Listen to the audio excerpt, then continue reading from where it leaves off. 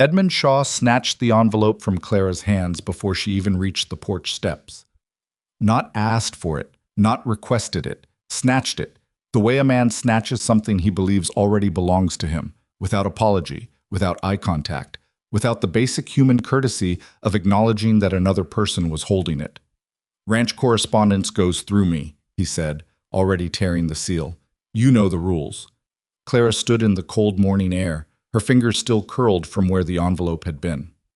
6 years. 6 years she had fed his cattle, buried his losses, salvaged his mistakes. And he still spoke to her the way a man speaks to furniture. If you were standing in her boots that morning, what would you have done? Well, before we go any further, if stories like this move you, make you angry, make you feel something real, hit that subscribe button and stay with us until the very end. Drop your city and country in the comments below. I want to see how far this story travels. And if it reaches you somewhere, if it hits somewhere deep, leave a like, leave a word. Let me know you're out there. The morning Edmund Shaw snatched that letter from Clara Whitlock's hands was not the worst morning of her life. That was the tragedy of it. After 6 years on the Whitlock ranch, her father's ranch, her blood's ranch, Clara had experienced mornings so much worse that this one barely registered as pain. It registered only as routine. She was 31 years old. She had arrived here at 25, fresh from burying her father in the hard Wyoming ground, expecting to grieve and then rebuild. Instead, she had found Edmund Shaw already inside the house, already seated at the kitchen table her father had built by hand, already holding a document that he claimed transferred ownership of everything, the land, the livestock, the water rights, the future, to himself. "Your father signed it 3 weeks before he passed," Edmund had told her that first day, sliding the paper across the table like it was nothing, like it was a receipt for grain. "I have witnesses, I have a lawyer, and I have every right to be here." Clara had read the document 3 times. She had looked at the signature at the bottom, her father's name, Thomas Whitlock, written in ink that was slightly too dark, slightly too precise, in handwriting that was almost right but not quite, like a man who had studied another man's signature carefully but had never actually watched him write. She'd told the sheriff. The sheriff had looked at Edmund's witnesses and looked at Clara, a young woman, no husband, no lawyer, no money, and made his decision without ever saying a word. He'd handed the document back to Edmund and ridden away. That was 6 years ago. In 6 years, Clara had learned to be invisible, not because she was weak, because invisibility was the only weapon she had left. She rose before dawn every morning, started the fires, checked the overnight water levels in the troughs, pulled any sick calves into the barn before Edmund woke up and had to deal with them. She did the mental accounting in her head before breakfast. Which animals needed feed adjusted, which fence lines were degrading, which of Edmund's poorly made decisions from the previous week were quietly going to cost them in the coming months. She did the work of a ranch manager while being paid the wages of a reluctant charity case. Edmund gave her a room, meals, and a small monthly sum that was technically enough to survive on as long as nothing went wrong. Things always went wrong. When this gray roan mare foaled wrong 2 winters back, Clara had been the one awake at 2 in the morning, arm deep in the birth canal, saving both the mare and the foal while Edmund slept. When the creek flooding threatened the eastern pasture, Clara had organized the barrier construction and kept it from becoming a catastrophe. When the hired hand Ronnie Beale had started skimming from the grain supply, Clara had caught it, documented it, and confronted Ronnie herself. Because telling Edmund would have meant admitting she'd been watching, and Edmund didn't like being watched. Edmund Shaw was not a cruel man in the way that some men are cruel, not violent, not vicious in any obvious way. He was something more complicated and in some ways more exhausting. He was a man who genuinely believed he deserved what he had taken. He had told himself the story so many times that the story had become true inside his own mind. Thomas Whitlock, he believed, had offered him that land willingly, as payment for debts and friendship and years of assistance, that the signature might be forged, that the witnesses might have been paid, that an old man in his final weeks of illness might have been manipulated. These were not facts Edmund dwelled on. A man can convince himself of almost anything if the alternative is confronting what he actually is. But he was careless with Clara in the way that men are careless with things they've decided aren't valuable. He interrupted her at meals. He ignored her suggestions until someone else made the same suggestion and then credited the idea to himself. He spoke about the ranch in town as though he had built it from nothing, as though Thomas Whitlock had never existed, as though Clara was simply a hired hand who happened to share his last name with the previous owner. The letter that morning was from a land title company in Cheyenne. Clara had been waiting for it. She'd written to them 6 weeks earlier using a false name, asking a careful, indirect question about the process of disputing a fraudulent land transfer. She hadn't expected a response. She'd written the letter in a moment of something that wasn't quite hope, more like the memory of hope, like a muscle she'd almost forgotten how to use. Edmund didn't know what was in it. He tore it open with the casual indifference of a man who expected nothing surprising and read the first 2 lines before his eyes went still. Clara watched his face. She had learned to read his face the way you learn to read weather on the plains. Not because you can change what's coming, but because knowing gives you a few extra minutes to prepare. His jaw tightened. Not much, just enough.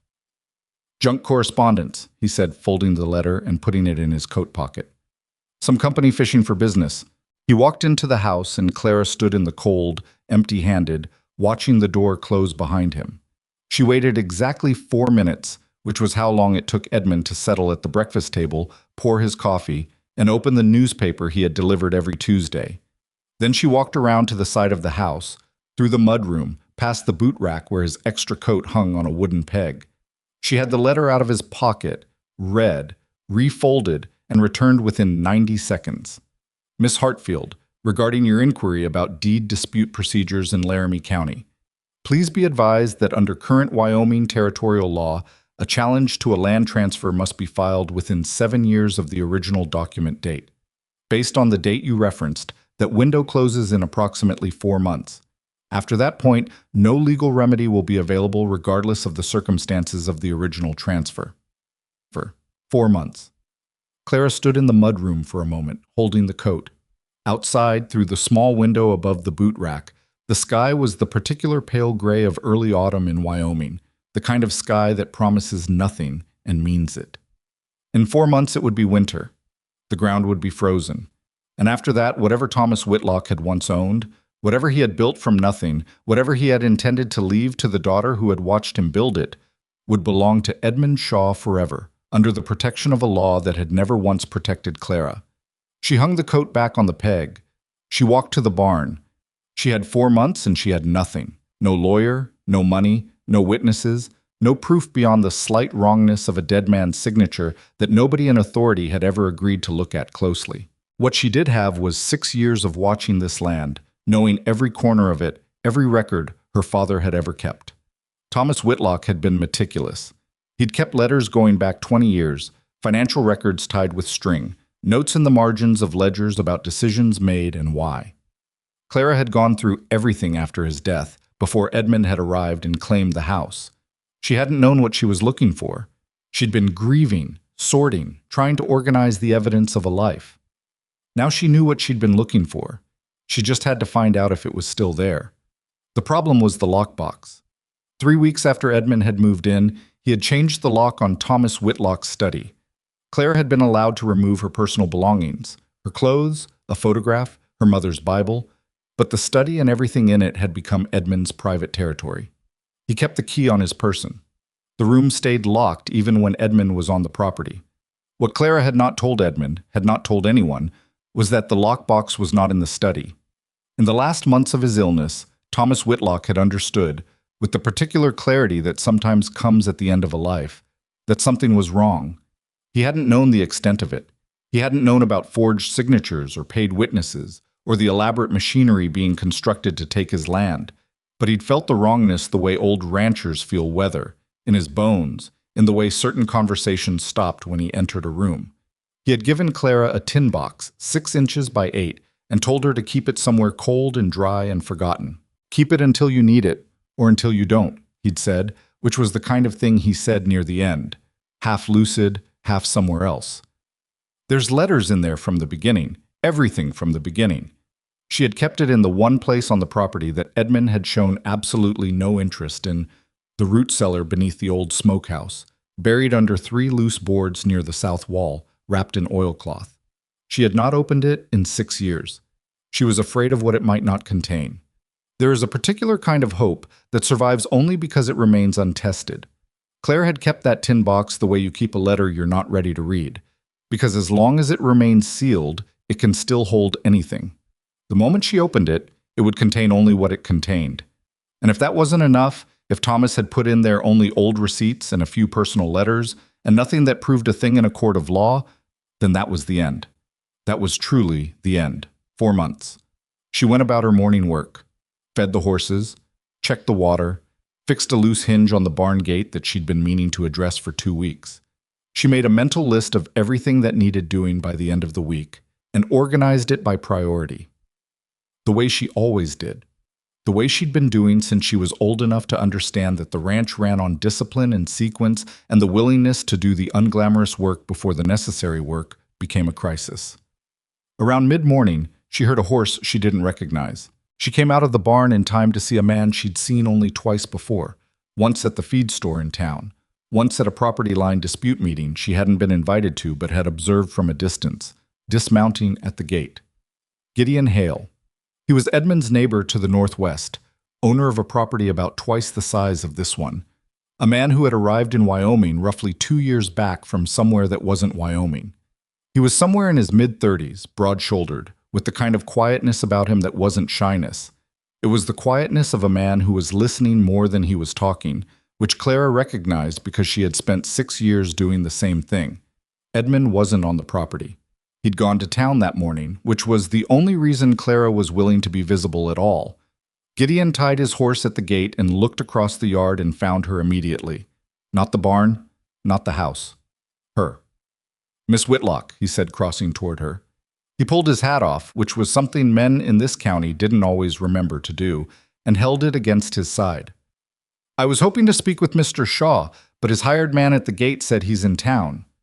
"He is," Clara said. "Is there something I can help with?" He looked at her for a moment in a way that wasn't intrusive, more like he was trying to figure out how to ask something without being rude about it. "The eastern fence line," he said finally, "where your property meets mine.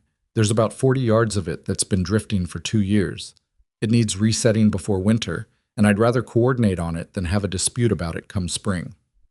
I was wondering if the decision on that would go through you or through Mr. Shaw." It was a simple enough question, a practical question, a question that anyone with business on the ranch might ask. But underneath it was something else, something in the phrasing, would go through you or through Mr. Shaw, that acknowledged, without making a thing of it, that she might be someone decisions went through. Nobody had asked her that in 6 years. "It would go through Mr. Shaw," she said carefully. "But I can tell you what needs doing. I've been tracking that fence line since August. The post at the creek crossing is the primary issue. Everything else is symptom. Fix that one post correctly and the rest comes back into alignment." Gideon nodded slowly. He wasn't writing it down. He was just listening. "What's it sitting in?" "Shale shelf about 16 inches down. Whoever set it originally didn't go deep enough. It looks stable until the first hard freeze and then the whole thing shifts." "How deep does it need to go?" 24 inches minimum, and concrete, not packed gravel. The creek moisture is the problem." He put his hat back on.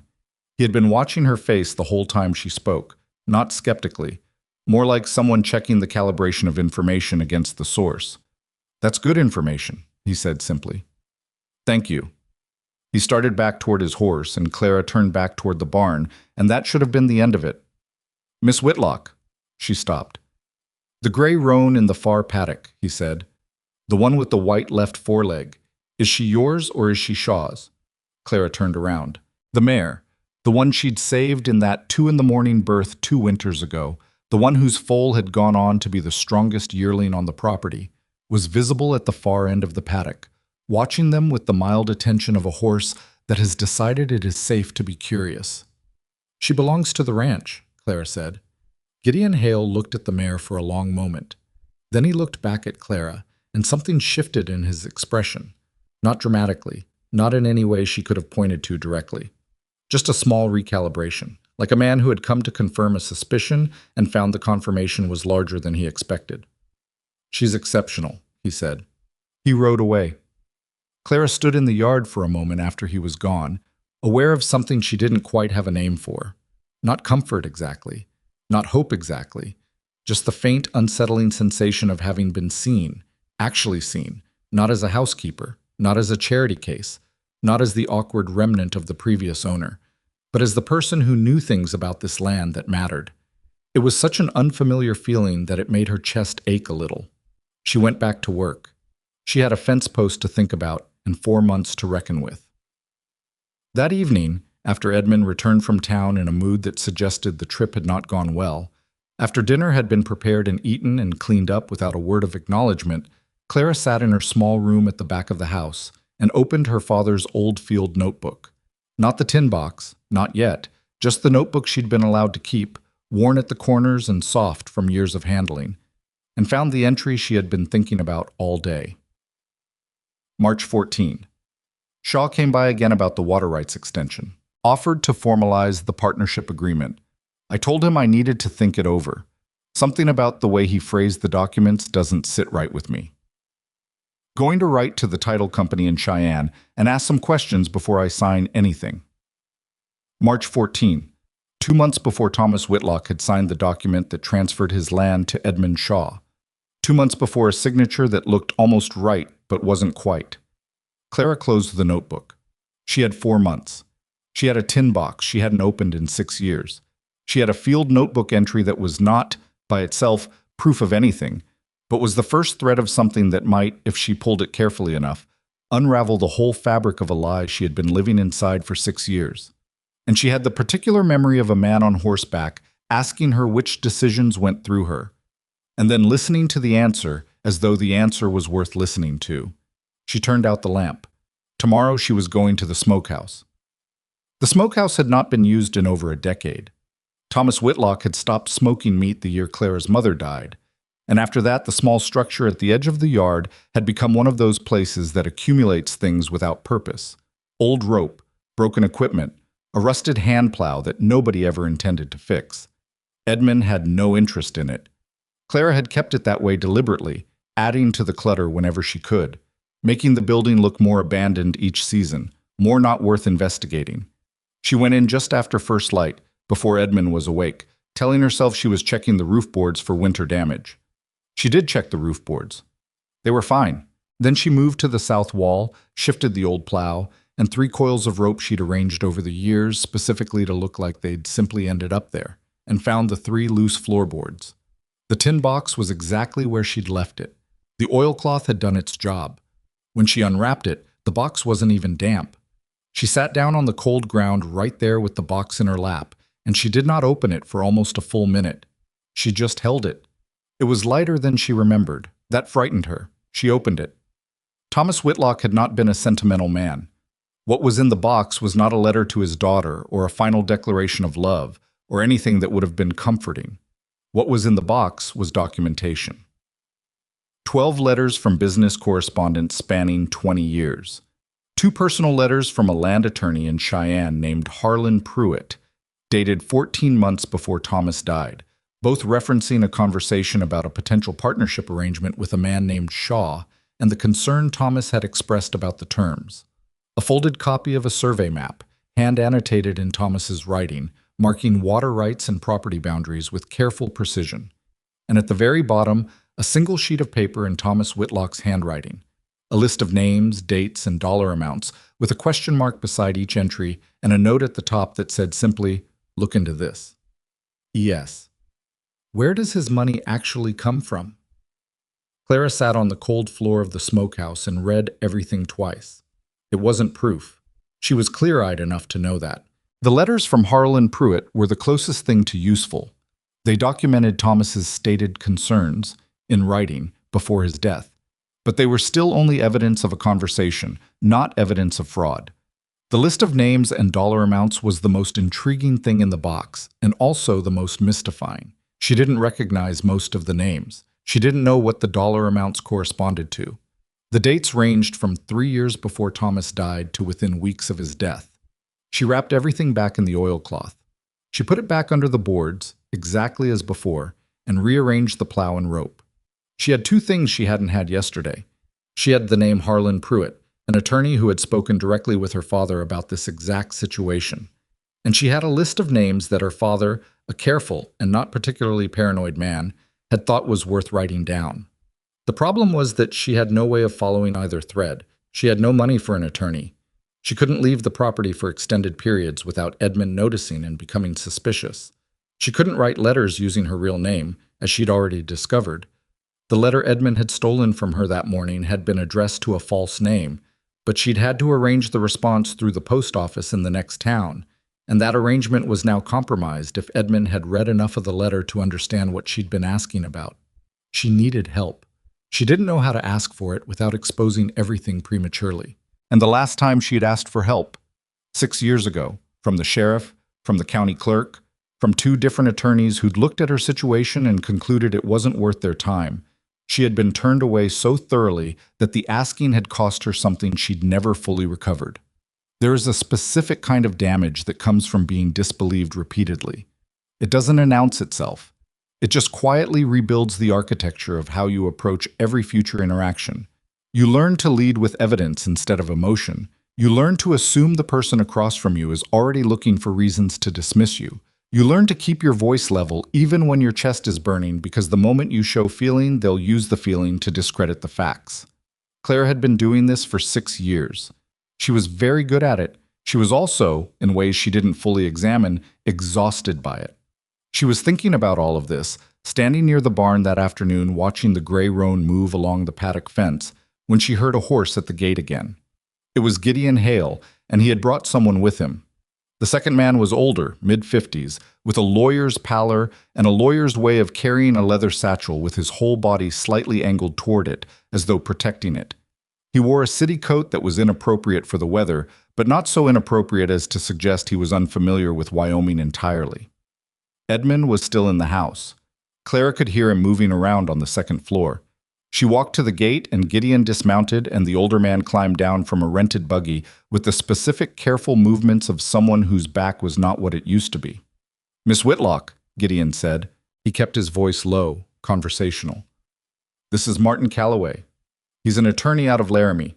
He came up to look at some property matters for me. I asked him if he'd be willing to have a conversation while he was here." Clara looked at the attorney. The attorney looked at Clara with the kind of neutral, professional attention that could have meant anything. "A conversation about what?" she said. She kept her voice even. Gideon looked at her directly. "About a land deed filed in Laramie County approximately 6 years ago, and a deadline that's about 4 months away." The quiet between them was not a comfortable quiet. It was the quiet of a woman trying to determine whether she was being helped or being cornered, and not being certain she could tell the difference. "Why?" she said to Gideon, not to the attorney.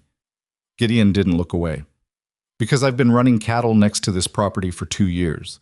And in 2 years I've figured out whose decisions actually keep it running." He paused. "And because I looked up the deed 6 months ago, when I was doing my own title research, and the notarization is wrong." Clara went very still. "Wrong how?" she said. "The notary whose stamp appears on the document," he said carefully, "retired from practice 8 months before the document was dated. His seal shouldn't have been on anything after February of that year. Your father's land transfer is dated the following October." The sound of Edmund moving around upstairs in the house was very clear in the silence. "We should not be having this conversation here," Clara said. They moved to the far end of the north paddock, near the fence line where the property bent away from view of the house, and Martin Calloway opened his satchel and removed a single sheet of paper and handed it to Clara without speaking. It was a copy of the deed, and at the bottom, in a small, neat rectangle, the notary stamp. "James P. Holloway, Notary Public, Laramie County, Wyoming." "I found his retirement filing in the county records," Gideon said. "February 14th of the year before the transfer. He formally surrendered his commission on that date. Whatever stamp is on that document was either stolen from him or used by someone who forged it along with everything else." Clara held the paper. Her hands were steady. She had practiced keeping her hands steady for 6 years. "This is enough to challenge it?" she asked Martin Calloway directly. The attorney did the thing attorneys do, which is take a breath before answering that is slightly longer than necessary. "It creates significant doubt about the document's authenticity. A challenge based on an invalid notarization, combined with any other evidence you might have regarding the circumstances of the transfer, would have a reasonable chance of success, provided we can file within the legal window." 4 months, Clara said. "Closer to 3.5 now." She handed the paper back. She looked at Gideon. Why are you doing this? He thought about his answer before giving it, which she appreciated. My mother lost a property in Kansas when I was 14, he said. Fraudulent mortgage. Took her 11 years to recover from it financially, and she never fully recovered from it otherwise. He said it simply, without apparent intention of making it more than it was. I have a particular feeling about this kind of thing. Edmund's voice came from the direction of the house, calling for Clara, not loudly, but pointedly. Don't tell him about the notary, Gideon said quickly. I know, Clara said. She was already walking back. What she did not tell Gideon Hale, what she did not tell Martin Calloway, was that she had a tin box in the smokehouse with a list of names and dollar amounts written in her father's hand, and that she had been thinking about those names all afternoon. She had her own reasons for caution. Showing every card immediately was not a habit she'd survived 6 years by developing. Edmund was on the porch, looking toward the paddock. Who were those men? Hale from the Northwest property, Clara said. He had some questions about the creek fence line. He can direct his questions to me. Edmund looked out toward the gate. He keeps coming around. I don't like it. The fence line affects his cattle too, Clara said mildly. It's a practical matter. Edmund went back inside. Clara stood on the porch for one moment in the cooling afternoon air and allowed herself to feel, not hope, not yet, something more like the first crack of light under a door she'd believed was sealed shut. Then she went in to start supper. That night she wrote 4 letters. One to Martin Calloway, giving him the names from her father's list and asking if any of them appeared in Laramie County land records in connection with disputed property transfers. She wrote carefully, giving only enough information to be useful and not so much that it could cause damage if the letter went wrong. One to the post office in Rawlins, where she had a second false correspondence arrangement she'd set up 2 years earlier and never used. One to Harlan Pruitt in Cheyenne, whose name was on both of the letters in the tin box. She didn't know if he was still practicing, still alive, but the letters her father had sent him were the kind of letters that a careful attorney might have kept. And the 4th letter she addressed to a newspaper editor in Cheyenne, whose editorials she had been reading for 3 years. A woman named Frances Aldrich, who had written extensively about land fraud in Wyoming Territory, and whom Clara had never contacted because she hadn't been ready. She was ready now. She sealed all 4 letters, hid them under the loose board beneath her bed, and lay awake for a long time thinking about the name at the top of her father's list. Morrow. R.W. Morrow. First National Territorial Bank. She knew the name. Everyone in Laramie County knew the name. R.W. Morrow was not the kind of man you accused of anything. He was the kind of man who financed the accusations against other people. He had been operating the First National Territorial Bank for 15 years, held mortgages on a third of the ranches in the county, sat on the board of the County Land Commission, and had a reputation for being the person you needed on your side if you wanted anything done in Wyoming Territory. His name appeared on charitable donations and community improvement funds and church-building projects, and the kind of thing that makes a man appear from a comfortable distance, like a civic pillar. Her father had written his name at the top of the list, with a dollar amount next to it that was larger than any of the others, and a question mark, and next to the question mark, in smaller writing, how does E.S. know him? Who introduced them? Edmund Shaw had known R.W. Morrow. That was what Thomas had written. Her father had found that suspicious enough to write down. 3 weeks later, Clara understood why. Martin Calloway wrote back. The letter came to the Rawlins post office, and Clara retrieved it on a supply run, tucking it into her coat as she loaded the wagon and not opening it until she was 2 miles outside of town, pulled off the road in a stand of cottonwoods with the horses tied and patient. Of the 11 names on her father's list, 7 of them appeared in Laramie County land records, in connection with property transfers that had occurred within a 4-year window. 5 of those transfers had involved deed disputes, challenges that had been filed but dismissed, in most cases within the first year. 3 of the dismissed challenges had involved the same notary stamp, James P. Holloway, retired February 14th. The same stamp, used on deeds across 3 different properties across 4 years after the man's retirement. This was not Edmund Shaw running a small private fraud. This was a system. This was something that had been built deliberately, piece by piece, using the same tools in the same way, over and over, against different families who each thought they were facing an isolated injustice. Clara sat in the cottonwoods for a long time. The horses were not concerned. The afternoon light moved through the trees in the slow, particular way of autumn in Wyoming, unhurried and slightly melancholy, and Clara sat with the letter in her hands and felt something she had not allowed herself to feel in a very long time. She felt rage.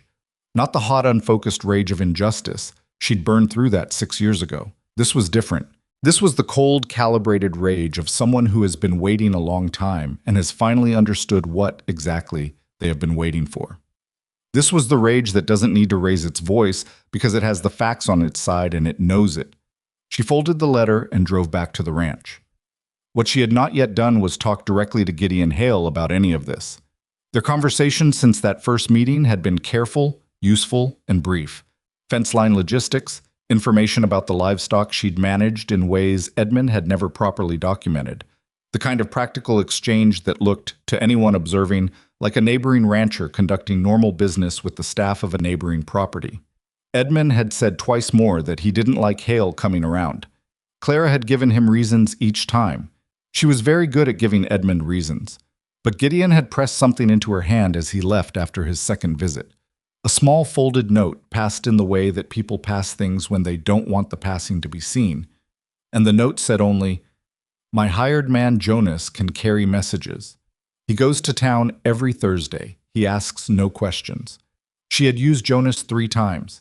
Each time the message had been received and the response had arrived the following Thursday, reliable as weather prediction is not, but as determination sometimes is. The Thursday after she read Martin Calloway's letter, she sent Gideon the list of 7 names. His response came the following week. It was longer than his previous notes and more careful. He had ridden to 2 of the other properties, ones that had faced the same kind of challenge and lost, and had spoken with the families who remained. 2 families had left the territory entirely. One was still on the land, farming it for the man who now legally owned it, an arrangement strikingly similar to Clara's own situation.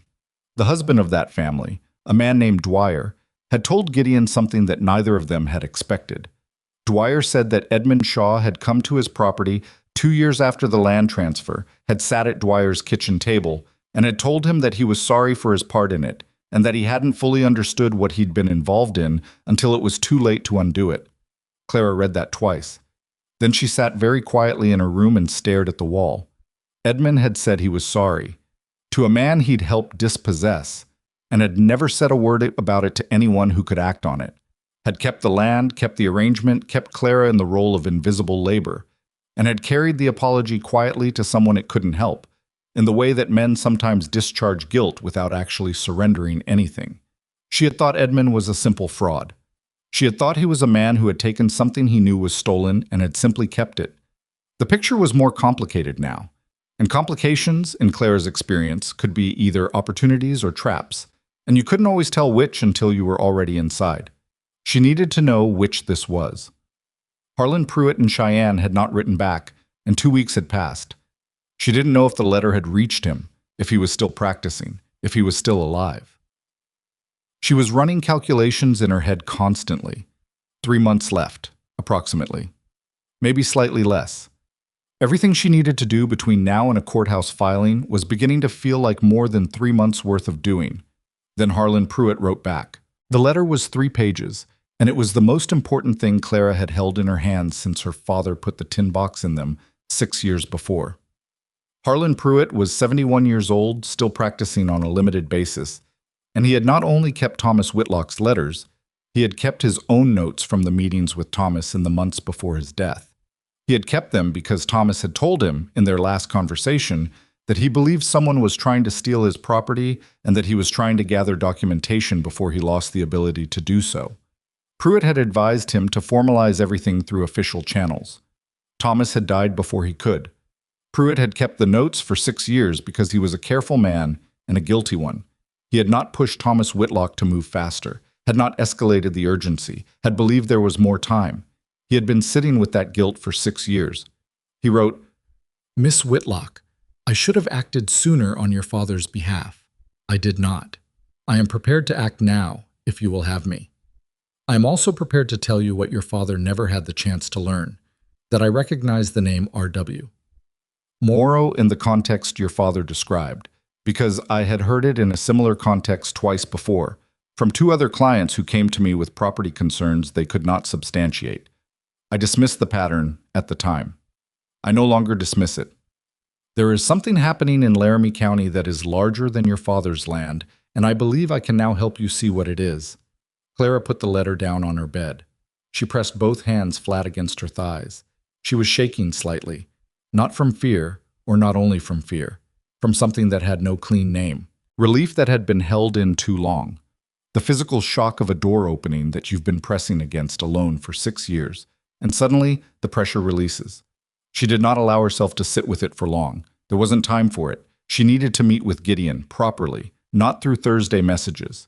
She needed to get to Cheyenne and talk to Harlan Pruitt face to face. She needed to figure out what to do about Edmund, whether he was an obstacle, a tool, or something in between that required a more complicated approach. And she needed to do all of this without Edmund becoming aware that any of it was happening, because the moment he knew, the moment R.W. Morrow knew, everything she'd been building quietly in the dark for 6 years would become a target. She sent a message through Jonas on a Wednesday, not her usual Thursday, because she couldn't wait. She asked Gideon to meet her at the northeast fence line at 6 in the morning, 3 days out.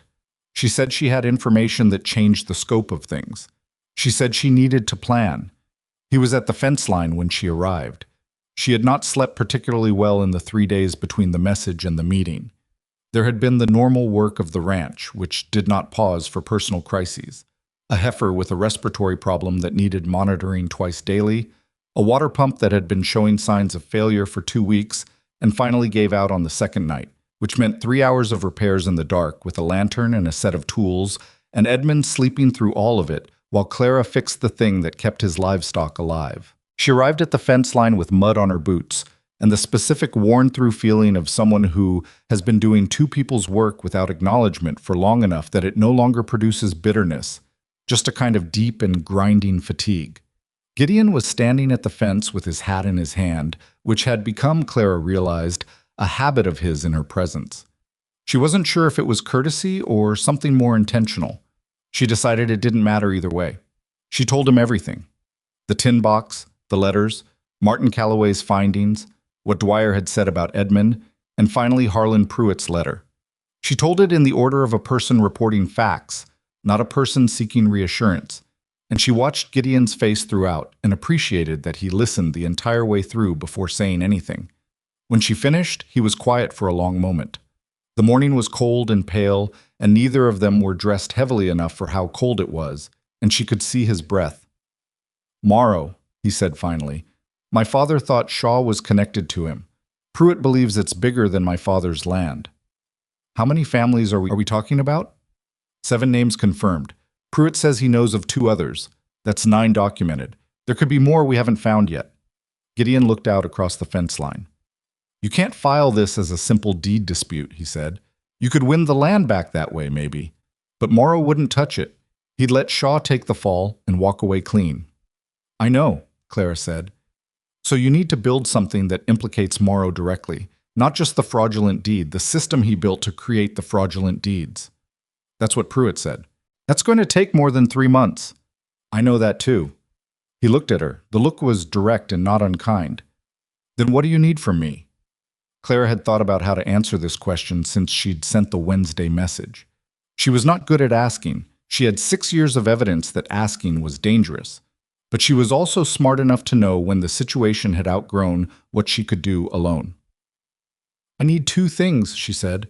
"I need you to ride to Cheyenne with me because a woman traveling alone will not be received the same way in a legal office as a woman with a neighboring landowner beside her.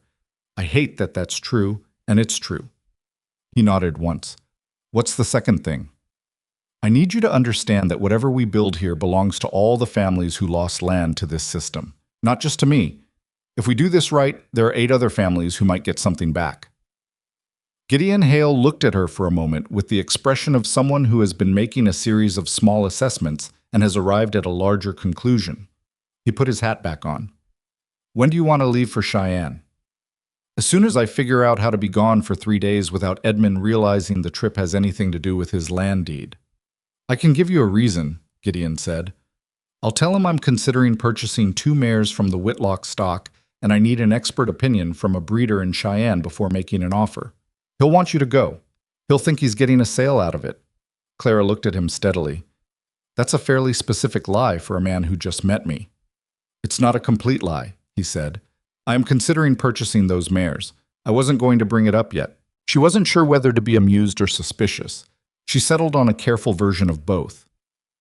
"We'll go Thursday," she said. "Tell Edmund today." She walked back toward the ranch house and did not look back, which was not rudeness. It was the practiced economy of a woman who cannot afford to let anyone see her face in the moments when she isn't managing it. Because what she was feeling, walking back across the cold ground toward the house that still had her father's handprints on it, somewhere beneath all of Edmund Shaw's accumulated presence, was something she had not felt in 6 years. She felt for the first time since the morning the sheriff had ridden away and left her standing in the same yard with nothing, like she might actually win. She didn't trust the feeling. She'd been disappointed too thoroughly to trust it, but she didn't push it away either. She let it sit at the edge of her, cold and small and stubborn, like the first shoot of something green working its way up through ground that had been frozen too long. There was work to do. There was still the heifer to check, the pump to monitor, Edmund's supper to start, and somewhere in the logistics of the next 72 hours, a way to walk into Harlan Pruitt's office in Cheyenne and lay down everything she had: the letters, the list, the notary records, the names of 9 families, the retirement filing, the collected quiet evidence of 6 years of paying attention, and say, "I need you to tell me if this is enough." She suspected it wasn't. Not yet. But she also knew, with the bone-deep practical knowledge of a woman who had spent 6 years solving problems before anyone knew they existed, that not yet was not the same as never. Not yet meant there was still work to do. She was good at work. The road to Cheyenne was 2 days by wagon if the weather held, and the weather did not hold. They left before dawn on Thursday, Gideon driving a buckboard with the 2 mares tied behind, not as pretense entirely, because he had been truthful about that, or as truthful as the situation allowed, and Clara sitting beside him with a leather satchel on her lap that contained the tin box contents wrapped in oilcloth, Harlan Pruitt's 3-page letter, Martin Calloway's findings, and her father's field notebook. She had told Edmund she was accompanying Hale to provide the breeder assessment he'd requested. Edmund had looked at her and then at the satchel, and she'd said, "Notes on the mare's lineage. He needs documentation for the purchase offer." And Edmund had decided, as he usually decided, that the simplest explanation was probably correct. The first day of travel was mostly silence, which suited them both. There is a particular kind of silence between people who are both accustomed to thinking through problems without narrating the process, and that was the silence they settled into. Not uncomfortable, not warm, just practical. Around midday, they stopped to water the horses at a creek crossing, and Gideon handed her a cloth-wrapped piece of bread and dried meat without ceremony, and she took it the same way, and they ate standing on opposite sides of the buckboard watching the mares drink. "Pruitt's letter," Gideon said finally. "He says he recognized Morrow's name from other clients. How far back does he think this goes?" "He didn't say specifically, but the way he wrote it, 2 other clients, same pattern, he was careful not to say more than he knew." Clara finished eating, folded the cloth. "He's a careful man. My father trusted careful men. Your father trusted him and still lost the land." It was a blunt observation. She appreciated that he didn't soften it. "My father trusted him before he knew what was coming. By the time he understood the scope of it, he was too sick to move fast enough." She paused. "Pruitt knew that. That's part of why he wrote 3 pages. They drove until the light gave out and made camp in a dry wash, practical and cheerless, and Clara slept in the back of the buckboard with her satchel under her head and woke twice. Once from cold, once from the particular alertness of someone who has spent years sleeping in a house with a man she didn't fully trust, and whose body had learned to monitor sound while the mind was elsewhere. Both times Gideon was awake near the fire, and neither of them said anything about it. Harlan Pruitt's office was on the 3rd floor of a building on Capitol Avenue that smelled like old paper and coal smoke, which Clara found immediately reassuring. A man whose office smelled like coal smoke and old paper was a man who had been working in it for a long time. She had no use for anything that looked too clean. Pruitt himself was smaller than she'd imagined from the letters, compact and slightly stooped, with white hair that had given up on organizing itself, and eyes that were sharp in the way of someone who has spent decades reading small print and finding the thing in it that other people missed. He shook Clara's hand first before Gideon's, which was either deliberate or reflex, and either way she noted it. He had a file on his desk already. It was thick. "Sit down," he said. "Both of you. We have a great deal to go through, and I'm going to start at the beginning, because the beginning is where this becomes something other than a simple deed dispute." He had been building his own file for 6 years without knowing he was building it. That was the part Clara had not expected. After Thomas Whitlock died, after Pruitt had let the situation sit too long and lost the ability to act on it, he had continued to receive clients with property concerns in Laramie County. Not frequently, but enough.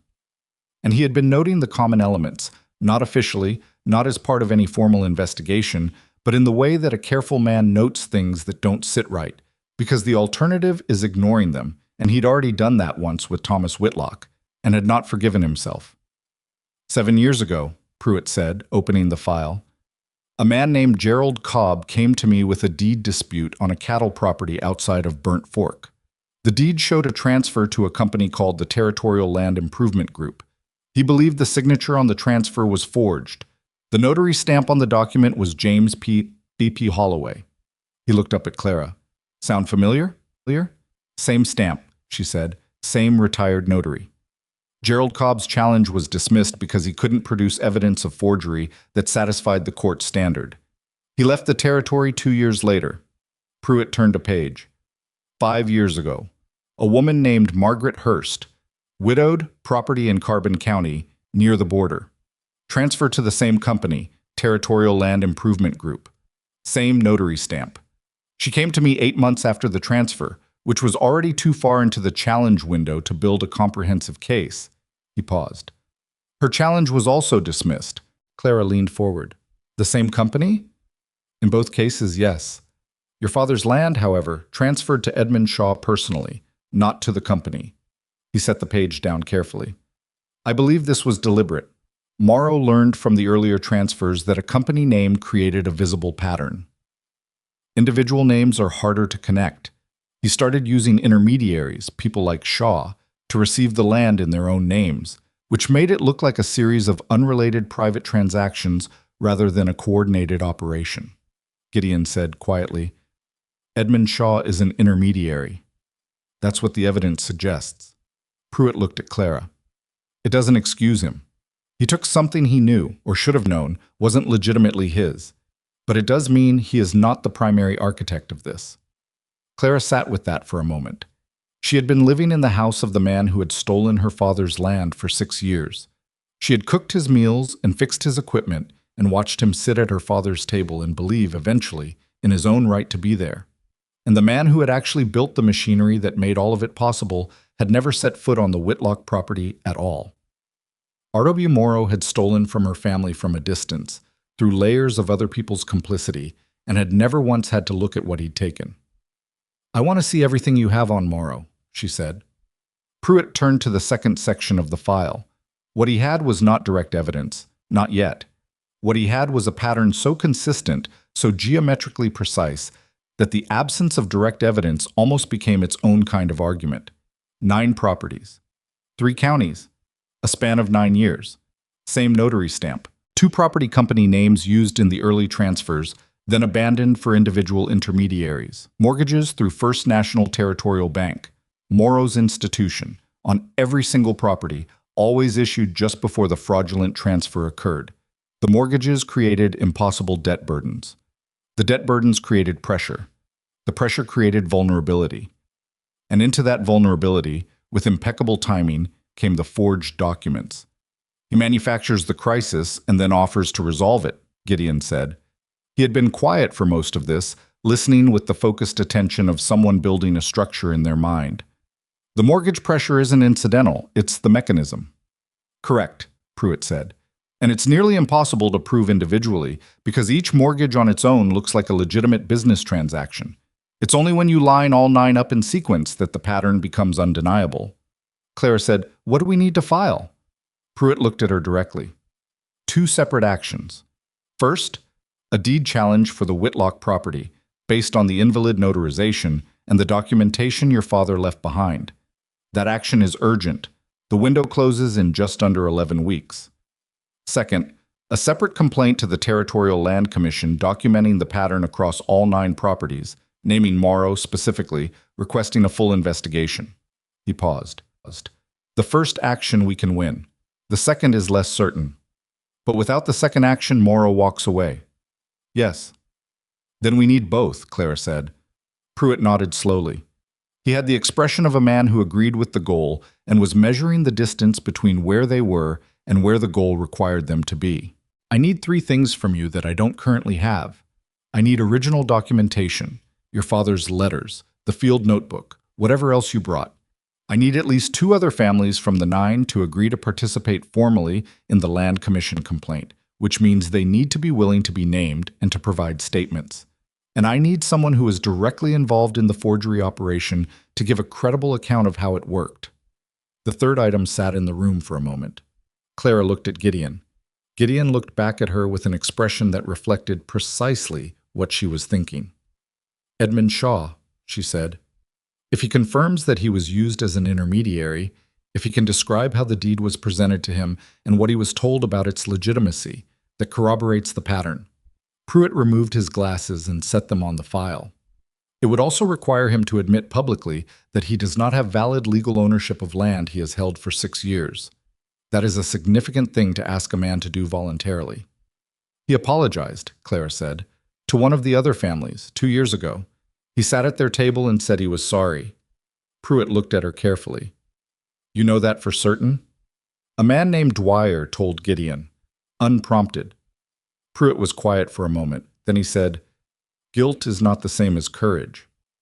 No, Clara agreed, but sometimes it's the starting point.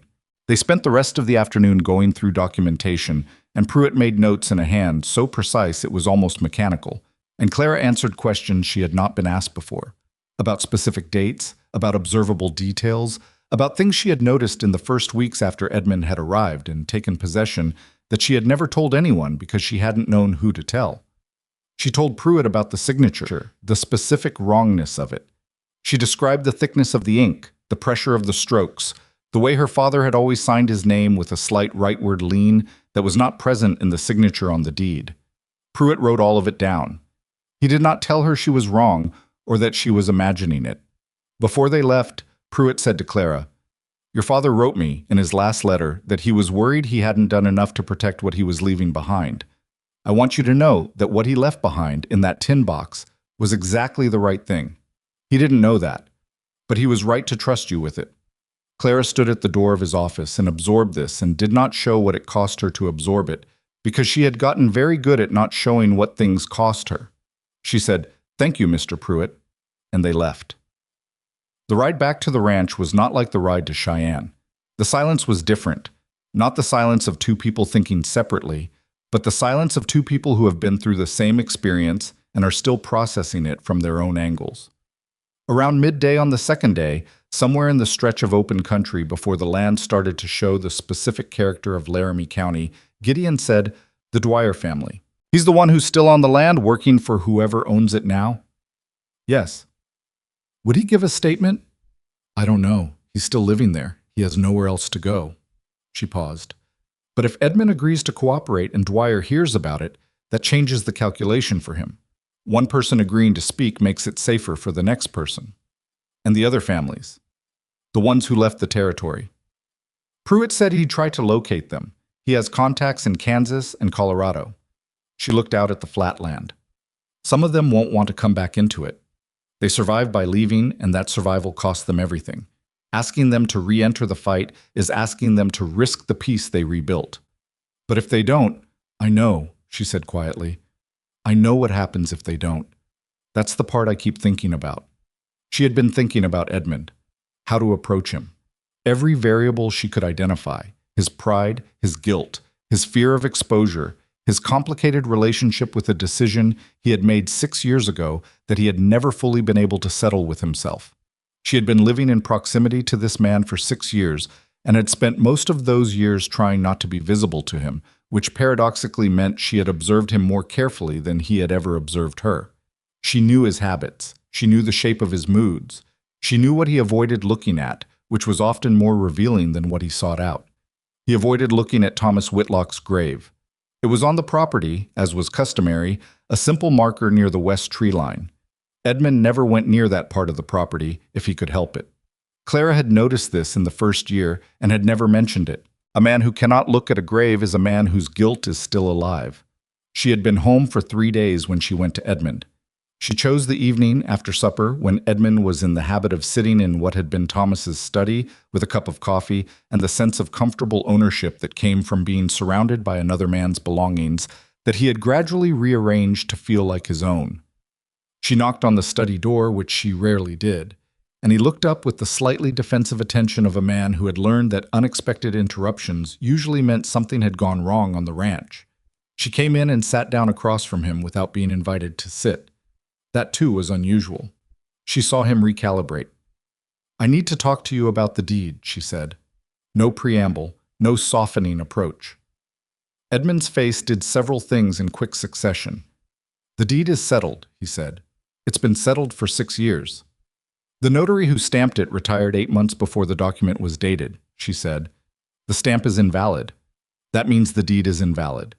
There's an attorney in Cheyenne who has been building that case for the past several weeks, and there are 11 weeks left to file a challenge."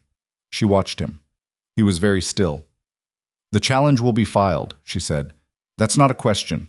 I'm here to tell you what's going to happen so that you can decide what your role in it is." "Clara, I'm not finished." She kept her voice even. "There are 9 families in 3 counties who have lost property through the same mechanism. Same notary stamp, same bank, same structure. The attorney is filing a separate complaint to the Land Commission naming R.W. Morrow. When that happens, everyone associated with these transfers is going to be examined, including you." Edmund set down his coffee cup. He did not look at her, which was the first honest thing he'd done in the conversation. He looked at the desk. "I didn't know the full scope of it," he said. Low. Almost quiet enough to miss. "I know that." He looked up then, surprised. "You apologized to the Dwyer family 2 years ago," she said. "That's the action of a man who knew he'd been used and couldn't figure out what to do about it. I understand that. What I can't use is your understanding. What I need is your testimony." The word landed in the room with considerable weight. "You want me to testify against Morrow," he said slowly. "I want you to tell the truth about what happened. Who approached you, how the deed was presented to you, what you were told about its legitimacy, how much of it you understood at the time, and how much came clear later. All of it." She paused. "In exchange, the complaint to the Land Commission will reflect that you cooperated and that you were yourself manipulated by the primary actor. You will likely be required to relinquish the property. You will not face criminal prosecution if you come forward voluntarily." "You can guarantee that?" "Harlan Pruitt can guarantee it in writing. He's spoken with a territorial prosecutor. There's interest in Morrow, not in the intermediaries who cooperate." Edmund stood up. He walked to the window. He stood there for long enough that Clara was aware of the clock on the wall and the fire in the hearth, and the specific quality of silence that precedes either a capitulation or a confrontation. "If I cooperate," he said to the window, "I lose everything, the property, the reputation, everything I've built here for 6 years." "The property was never yours," Clara said. "That's the part you've known for 6 years and kept not saying." He turned and looked at her. It was the most direct look he had given her in years. Not the careless, proprietary glance of a man looking at furniture, but something rawer and harder to categorize. "I was in debt," he said. "Morrow held the mortgage on my previous property. He told me about this opportunity. He called it an opportunity. And he said the transfer was legitimate, that your father had agreed to it, and that the paperwork was in order. I had reason to want to believe that." He stopped. "When I saw you that first day, standing in this yard, He stopped again. "You kept going anyway," she said. "Yes."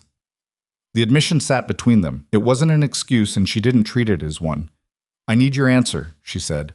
"Not tonight if you need time, but soon. The window doesn't wait."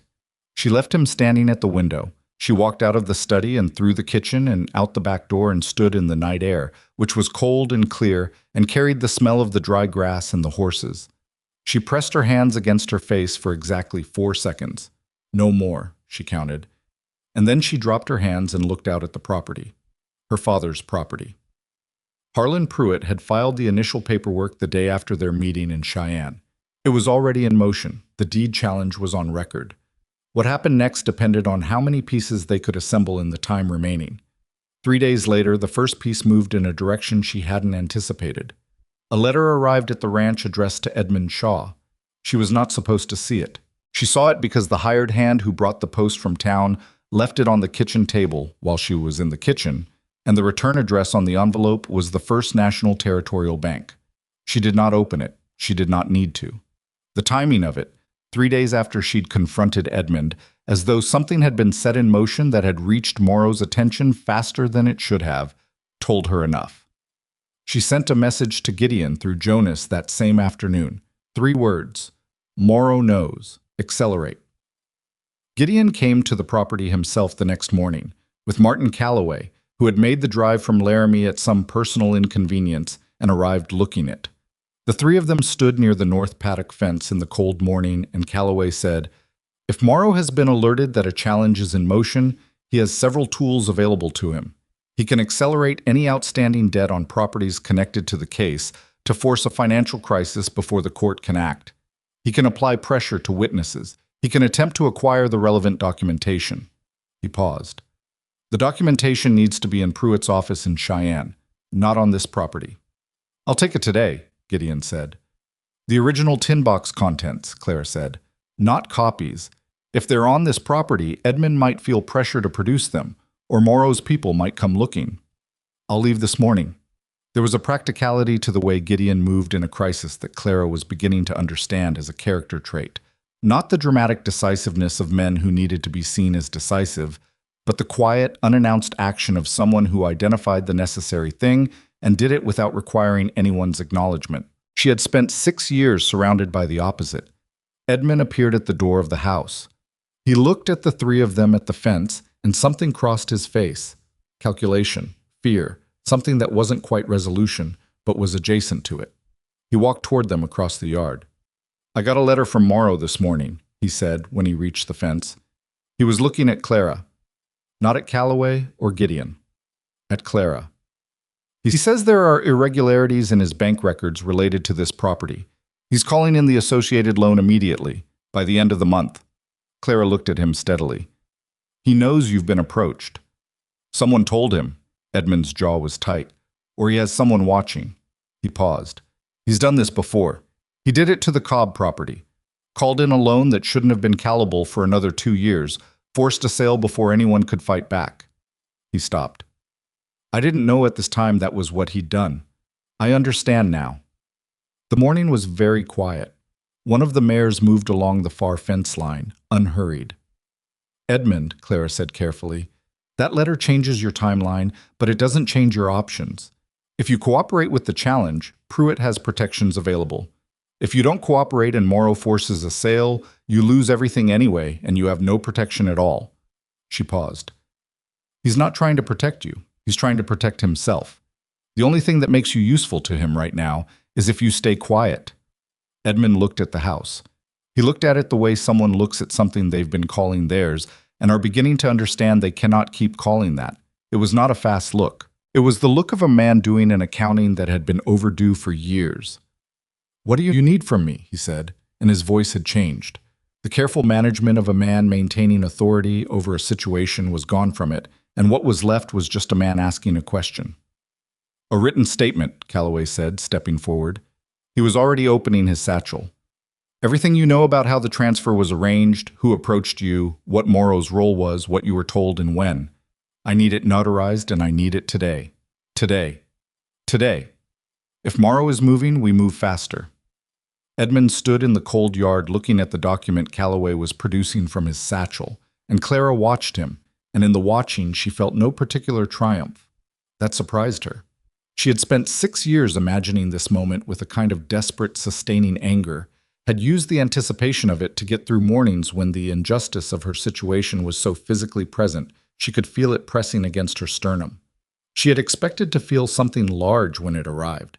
What she felt instead was tired, not the bad tired of exhaustion without purpose, the tired of someone who has been carrying a weight uphill for a very long time and can feel for the first time the grade beginning to level out. The weight doesn't disappear. But the angle changes, and that changes everything. Gideon was watching her. Not Edmund, not Calloway. Her.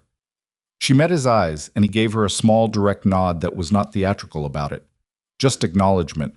Edmund Shaw signed the statement an hour later, at the kitchen table his wrongful occupation had given him, in the house that had never belonged to him, while the woman who had kept his stolen ranch alive for 6 years stood near the window and watched the light move across the yard where her father was buried.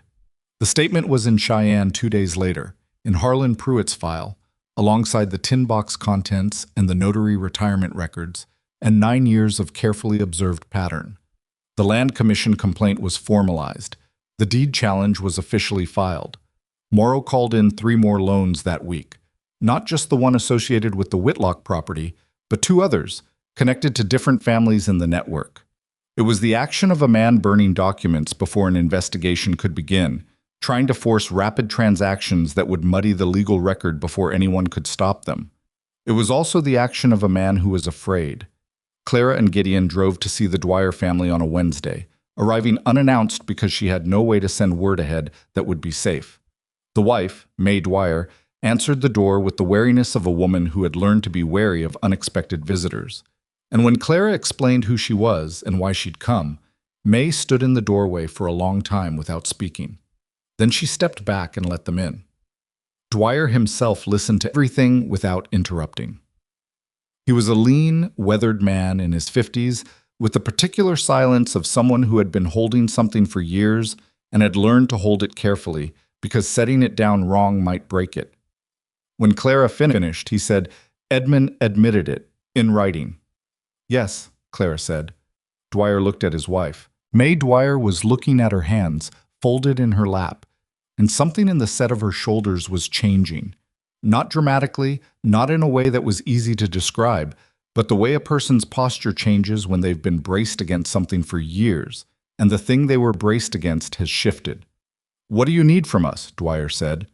By the time they left the Dwyer property 2 hours later, she had a verbal agreement for a formal statement. She also had 2 names, families Dwyer knew of, displaced to Colorado, who he believed might be willing to participate if they understood that the case was real and moving and had a credible chance of success.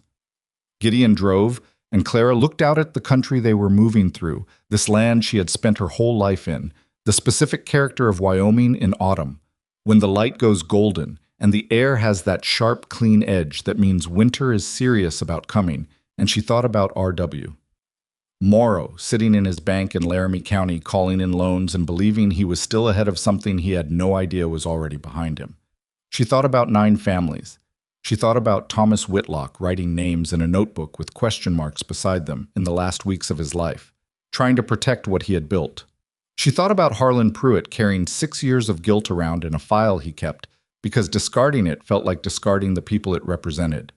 She thought about Edmund Shaw, sitting at the kitchen table with a pen in his hand, writing the truth down for the first time. She thought about how none of this was going to be easy from here. The banker had money and connections and the deep structural advantage of a man who has never been accused of anything. The hearing would be public. There would be challenges to the documentation, challenges to Edmund's credibility as a cooperating witness, challenges to the notary evidence based on technical arguments that Pruitt had already warned her to expect. Morrow would not go quietly. Men in his position never did. She was not naive about what was coming, but she had not been naive about anything in 6 years, and she had survived that too. "You're quiet," Gideon said. "I'm thinking." "About the hearing?" "About all of it." She paused. "About whether we have enough." "Pruitt thinks we do." "Pruitt thinks we have enough for the deed challenge. The Land Commission complaint is different." She looked at him. "If Morrow can discredit Edmund before the commission hears the case, if he can make Edmund look like a man running a private fraud who is now blaming a banker to reduce his own exposure, the pattern evidence becomes harder to read." Gideon was quiet for a moment. "So we need someone who isn't compromised. Someone who can speak to the pattern, who doesn't have a personal stake in the outcome." She paused. "Or whose stake is clear enough that it reads as credibility rather than agenda." She thought about the newspaper editor, Francis Aldrich in Cheyenne. She had written the letter 6 weeks ago, but had not heard back. and in the press of everything else, she had let it sit. A journalist with an established record of covering land fraud who could document the pattern independently, not as a legal witness, but as a public record, changed the shape of what Morrow was trying to fight. She was going to write again. Not a careful, indirect inquiry this time. A direct letter with specific information, specific names, and a specific invitation. The buckboard moved through the November afternoon, and the light was going orange at the edges, and the mare's breath made small clouds behind them. And Clara Whitlock sat with her satchel on her lap, and the beginning of a plan that was no longer just about reclaiming a piece of land her father had built from nothing. It was about something larger than that now. It had grown past the boundaries she'd originally drawn around it, the way water finds its own level despite whatever boundaries you build. And she was either going to manage that growth or be managed by it. She had 11 weeks. She was going to use all of them. Frances Aldrich wrote back in 9 days. The letter was short, which Clara had not expected, and direct, which she had. It said, "Miss Whitlock, I have been following land transfer irregularities in Laramie County for 3 years. I have 4 files on my desk that I have been unable to publish because I lacked a primary source willing to be named. If you are willing to meet, I will come to you. Name the place and the date. F. Aldrich, Wyoming Territorial Gazette." Clara read it twice at the Rawlins post office, standing at the counter with the postmaster pretending not to watch her, and then she folded it and put it in her coat and drove back to the ranch thinking about the phrase, "primary source willing to be named." 3 years. Frances Aldrich had been sitting on this for 3 years and could not move without someone willing to stand in front of it publicly. She wrote back that afternoon. She named the Dwyer property as the meeting place, because she could not use the Whitlock Ranch without Edmund seeing, and because May Dwyer had said, at the end of their visit, that she wanted to be useful. Clara was going to let her be useful. She gave Aldrich 10 days. In those 10 days, 3 things happened that she had not planned for. The first was that one of the families Dwyer had mentioned, a couple named Reese, who had relocated to Fort Collins, Colorado, responded to the letter Pruitt had sent them with a detailed written account of their dispossession that was more thorough than anything he had received from any other source. Nora Reese, it turned out, had kept a journal. She had written in it daily during the period of the land dispute, including specific conversations, specific dates, and specific descriptions of the man who had come to their property with the documents. The man she described was not Edmund Shaw. He was a younger man, slight, with a northeastern accent, who had presented himself as an attorney representing a private land company. He had used a name, Hargrove, that Pruitt cross-referenced and found attached to 2 other transfers in his files. The same man. A traveling agent moving between properties, carrying forged documents on behalf of an operation he almost certainly understood and was paid well to maintain. Hargrove. A name. An actual person who had physically carried the fraud from one family to the next. Pruitt sent a message to Cheyenne immediately. The Territorial Prosecutor's Office, which had been monitoring the case with interest but had not committed resources, sent a response within 4 days. They were interested in Hargrove. They were very interested. The second thing that happened was that Morrow moved on the ranch, this time, through the bank. A representative from First National Territorial arrived at the Whitlock property on a Tuesday morning. A young man in a pressed suit who had the nervous energy of someone executing instructions he hadn't been given the full context for, and presented Edmund with an acceleration notice on a loan that Clara had not known existed. Edmund had apparently taken a small operating loan from Morrow's bank 2 years prior, one that was not connected to the property transfer, but that created, on paper, a financial obligation that could be used to force a rapid transaction. Edmund told her about it himself, which she also had not expected. He came to find her in the barn, which he had not done voluntarily in 6 years, and stood in the doorway with the acceleration notice in his hand and said, "I need you to understand what this is." She took it. She read it. The terms were structured so that the full balance was due in 30 days, an amount that no working ranch could produce in cash in 30 days without selling significant assets, including potentially the land itself. "He's trying to force a distressed sale," she said, "before the deed challenge can be heard." "Yes." Edmund leaned against the doorframe. He looked older than he had a month ago, which was not physical. It was the particular aging that happens when a man stops performing a version of himself and has to stand in the actual version, which is almost always more tired. If he forces a sale and the property transfers again before the court rules on the deed challenge, the challenge becomes significantly more complicated. Pruitt knows about this option. He told me Morrow had used it before. She handed the notice back. When did you take this loan? 2 years ago. Drought year. I needed operating capital. He paused. Morrow offered favorable terms. I should have understood what favorable terms from Morrow meant. She looked at him for a moment. The barn around them was warm and smelled of horses and hay and the specific livestock smell she had grown up inside and still found on some level below articulation, like home. Did you tell Pruitt about this loan when you gave the statement? No, I didn't think it was relevant. Call it relevant now, she said. Write to Pruitt today. Today, Edmund, not tomorrow. She turned back to the horse she'd been tending. And don't sign anything the bank sends you without Pruitt seeing it first. He left. She stood with her hand on the horse's neck and breathed carefully and thought about 30 days. 11 weeks for the deed challenge, which was now 8 weeks, and 30 days for the loan acceleration, which meant the loan crisis would land before the court date. Morrow had timed it precisely. She sent messages to Gideon and Pruitt both, through Jonas, that same afternoon. Gideon came to the property the next morning. He came through the front gate, which was a change from the fence-line meetings, and Edmund watched him cross the yard from the porch with the expression of a man who had lost the authority to object to things happening on the land he occupied, but had not yet fully adjusted to that fact. Gideon ignored Edmund. He came directly to Clara, who was near the water pump, and said quietly, I can cover the loan. She looked at him. No. Clara. No. She kept her voice level. If you cover the loan, Morrow's attorneys will characterize the entire case as a financial dispute between two neighboring landowners, you and Morrow, with me as an instrument. It removes the legal clarity. She had thought this through at 3 a.m. We need the loan acceleration to be part of the complaint, not resolved outside it. Pruitt files an injunction to block the acceleration pending the outcome of the deed challenge. If the injunction holds, the 30 days become irrelevant. Gideon was quiet for a moment. And if the injunction doesn't hold? Then we deal with that when we get there. He looked at her with the expression she had come to recognize as his version of disagreement, not argument, just a deliberate pause that said he had a different view and was deciding whether to press it. He decided not to press it. All right, he said, but I'm at the courthouse when the injunction is filed. You'll be in Cheyenne all week if that's the case. Pruitt is filing Thursday. Then I'll be in Cheyenne Thursday. The third unexpected thing happened the night before Francis Aldrich was due to arrive at the Dwyer property, and it arrived in the form of a man Clara had never seen before who appeared at the ranch gate at 8 p.m. asking for Edmund Shaw. She was crossing the yard when he arrived. She stopped and watched the exchange from a distance.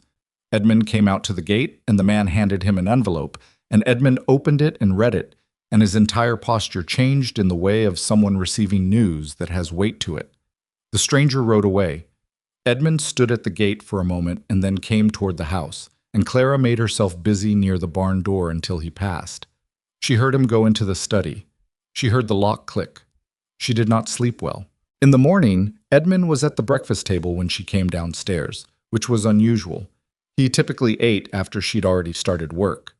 He was sitting with the coffee she'd made, not drinking it, staring at the table surface with the focused absence of someone who is present in body and somewhere else entirely in mind. Clara poured her own coffee and sat down across from him. She waited. Morrow's attorney contacted me last night, he said. She kept her hands around her cup, steady. And? He offered a resolution. Edmund finally picked up his coffee but didn't drink it. If I retract the statement I gave to Calloway, Morrow will forgive the loan entirely and provide documentation that confirms the original land transfer is valid. No further legal action against either of us. He set the cup down. He's also suggesting that if I don't retract the statement, he'll produce evidence that I had full knowledge of the fraudulent nature of the transfer from the beginning, that I was a willing participant, not an intermediary who was misled. The room was very quiet. Clara put down her cup. She looked at Edmund directly, which she did now more than she had in the previous 6 years combined. Does that evidence exist? He held her gaze. There was a conversation, early on, before the transfer. A man came to me and explained the structure of the arrangement in more detail than I'd been given initially. He stopped. I asked questions. I understood more than I've said. He paused. Not everything, but more than I admitted to Calloway. The fire in the hearth made a small sound. Outside, a horse moved in the paddock. How much more? Clara said. I knew the notary arrangement wasn't standard. I didn't ask what it meant because I didn't want to know what it meant. He looked at his hands. That's the honest answer. I asked enough to understand I was getting a property at a price that didn't make sense, and then I stopped asking. Clara sat with this. She had lived in this house for 6 years, knowing that Edmund Shaw had taken something that wasn't his and had kept it.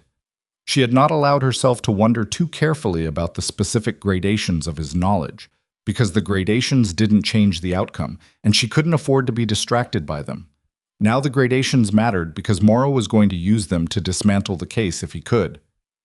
If you retract the statement, she said, the deed challenge continues without your testimony because it's based on the notary evidence and the documentation my father left, not on your cooperation. It becomes harder, not impossible. She let that sit. But the Land Commission complaint against Morrow almost certainly fails without you. The Reese family, the Dwyers. Their testimony supports the pattern. Without a cooperating insider, it's still circumstantial. Morrow walks. Edmund said nothing. He's threatened you with evidence he may or may not have, she continued. The question is whether you believe the threat is real. And even if it is, if you have more exposure than you admitted to Calloway, that exposure is significantly reduced by continued cooperation with the prosecution. Pruitt told you that. The prosecutor told Pruitt that. She paused. Morrow is offering you an exit that benefits Morrow. What he's not telling you is that his exit leaves you holding the full weight of the land transfer with no prosecutorial protection the moment the case proceeds without your statement, and a different picture of your role gets constructed by someone other than you. Edmund stood up.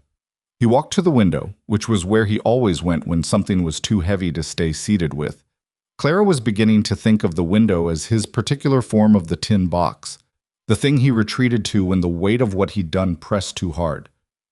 If I stay in, he said slowly, and Morrow produces whatever he has, my additional knowledge, the conversation I didn't mention, it becomes a problem for the case. Tell Pruitt everything today, all of it, including what you didn't say the first time. The prosecution would rather know now than be surprised in court. She stood. Morrow's threat only works if there's something you're still hiding. Take away the hiding, and there's nothing for him to expose. He turned from the window and looked at her with an expression that was complicated enough that she couldn't fully read it. Not gratitude, something more ambivalent than that. The look of a man who is being advised by the person he wronged and who is aware of the specific weight of that irony. Why are you still helping me? He said. After everything. Clara picked up her coffee cup and carried it to the basin. I'm not helping you, she said. I'm helping the case. You happen to be necessary to it. She turned. Write to Pruitt this morning.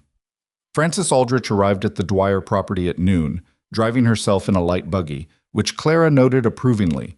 She was a compact woman in her mid-40s with gray at her temples and the kind of unhurried directness that suggested she had been in rooms where people tried to intimidate her and had found it unimpressive. She carried a leather case that was as worn as Pruitt's and shook Clara's hand the same way Pruitt had, first, without ceremony. May Dwyer had made coffee and set out chairs in the kitchen, and the 5 of them, Clara, Gideon, May, Dwyer, and Aldrich, sat around the table with the case files between them and spent 2 hours going through everything. Aldrich asked questions the way a person asks questions when they already know approximately what the answers are and are listening for the specific details that will distinguish a real account from a constructed one. She didn't write quickly or dramatically. She wrote in a small, precise hand, steadily. And when someone said something that surprised her, she did not show it particularly. Just a brief pause in the writing, a short additional question, and then the writing resumed. When Clara described the tin box in her father's list, Aldrich looked up. The name at the top of the list, she said, R.W. Morrow. Your father wrote that before the transfer occurred. 2 months before the document was dated, based on the notebook entries surrounding it. He suspected Morrow before the fraud was completed. He suspected something was wrong, Clara said carefully. I don't know if he knew who specifically. He wrote the name because Edmund Shaw had a connection to Morrow, that my father couldn't explain the origin of. Aldrich wrote. This is important, she said, almost to herself. Then she looked up. Because it means the fraud was being constructed actively during the period your father was questioning it. He wasn't retrospectively suspicious. He was observing something in real time. That suggests there were people around him who knew what was being planned. The table was quiet for a moment. Clara had thought about this, but not in those exact terms. Her father had been watching something being built and had not understood in time what it would become. Someone in proximity to Thomas Whitlock in those last months had known, had perhaps been watching him watch. The witnesses to the deed, she said. The two men who signed as witnesses. I've never been able to find their names in any county record. Aldrich looked at her files. Selden and Pruitt, she said. Those are the names on the deed. Neither name appears in any Laramie County record I've found. Not a property owner, not a resident, not a business license. Aldrich looked at her steadily. I have seen that pattern before. In the Cobb case and in one other I investigated but could not publish. The witnesses are fictional, or their names used once and abandoned. She paused. Which means Hargrove, your traveling agent, may have signed both witness lines himself or had an associate do it. If we can establish that the witness signatures are also fraudulent, Gideon said, the deed has no legitimate element remaining, Aldrich finished. It's not a manipulated document. It's a fabricated one, start to finish. She sat back. That's a different criminal charge. That's not forgery of a signature. That's construction of a false legal instrument. Dwyer, who had not spoken much, said quietly, Will that be enough to put Morrow in a courtroom? Aldrich looked at him. It will be enough to put Hargrove in a courtroom. Morrow is harder. He built the structure so that his name doesn't appear on any document. She paused. But the financial records do. The loan structures. The timing of the mortgage applications relative to the transfers. I've been trying to publish that analysis for 18 months, and I have not had a primary source to anchor it to. She looked at Clara. Until now. She published the first piece 9 days later. It ran on the front page of the Wyoming Territorial Gazette, above the fold, under the headline, Land Fraud Operation Spanning 3 Counties Alleged. 9 families may have lost properties through forged documents. It named the fraudulent notary stamp. It named the Territorial Land Improvement Group. It named Hargrove, using the name from Nora Reese's journal and cross-referencing it with Pruitt's files. It did not name R.W. Morrow directly. Aldrich was careful about that, careful in the way of someone who understood the difference between what she believed and what she could prove to a publisher's legal standard, but it described the loan structure at First National Territorial Bank with enough specificity that anyone familiar with Laramie County's financial landscape would understand the implication. By the following morning, 3 more families had written to the Wyoming Territorial Gazette. 2 of them were not on Pruitt's list. He had not known about them. They had each suffered a property transfer through the same mechanism: fraudulent deed, invalid notarization, bank-manufactured debt crisis, and had believed themselves to be isolated cases without recourse. The article had found them. That was what the article was for. 11 families now, across 4 counties. Morrow's response came through his attorney in a published statement the following Wednesday. A careful, professionally managed denial that described the allegations as the work of disgruntled former property owners seeking to avoid legitimate financial obligations. It was the statement of a man who had made this kind of defense before and knew exactly how to make it sound reasonable. It was also, as Gideon noted when he read it, the statement of a man who had chosen to fight publicly rather than quietly, which meant he believed his public position was stronger than his legal one. He's betting that the court of public opinion protects him, Gideon said. They were at his property, which had become the informal coordination point because it was the one location no one connected to the case could surveil without making their surveillance obvious. If he looks like the respectable banker fighting off spurious claims, the jury pool is affected. The Land Commission is affected. He's been the respectable banker for 15 years, Clara said. That doesn't disappear because a newspaper article runs. No, but the article was the beginning, not the end.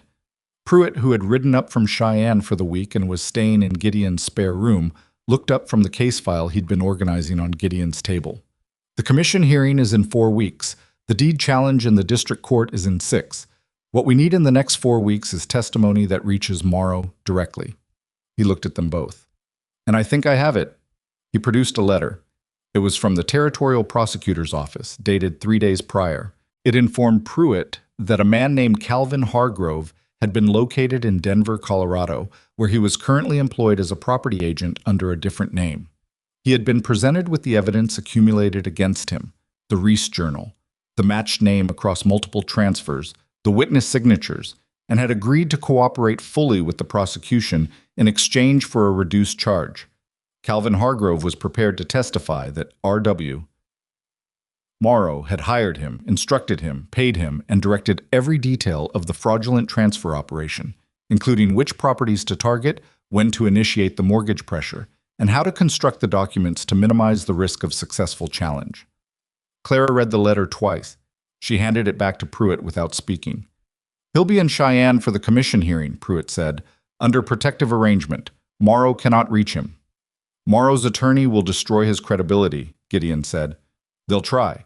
He's a confessed fraud agent testifying against his former employer. His credibility has limits." Pruitt folded the letter. "But his testimony corroborates every documentary piece we have, and vice versa. The documents corroborate him. Neither one needs to stand alone." The 4 weeks before the commission hearing were the longest of Clara's life in a specific, grinding way that she had not anticipated. She had been tense for 6 years and had developed a functional relationship with tension. She worked through it, used it, converted it into action.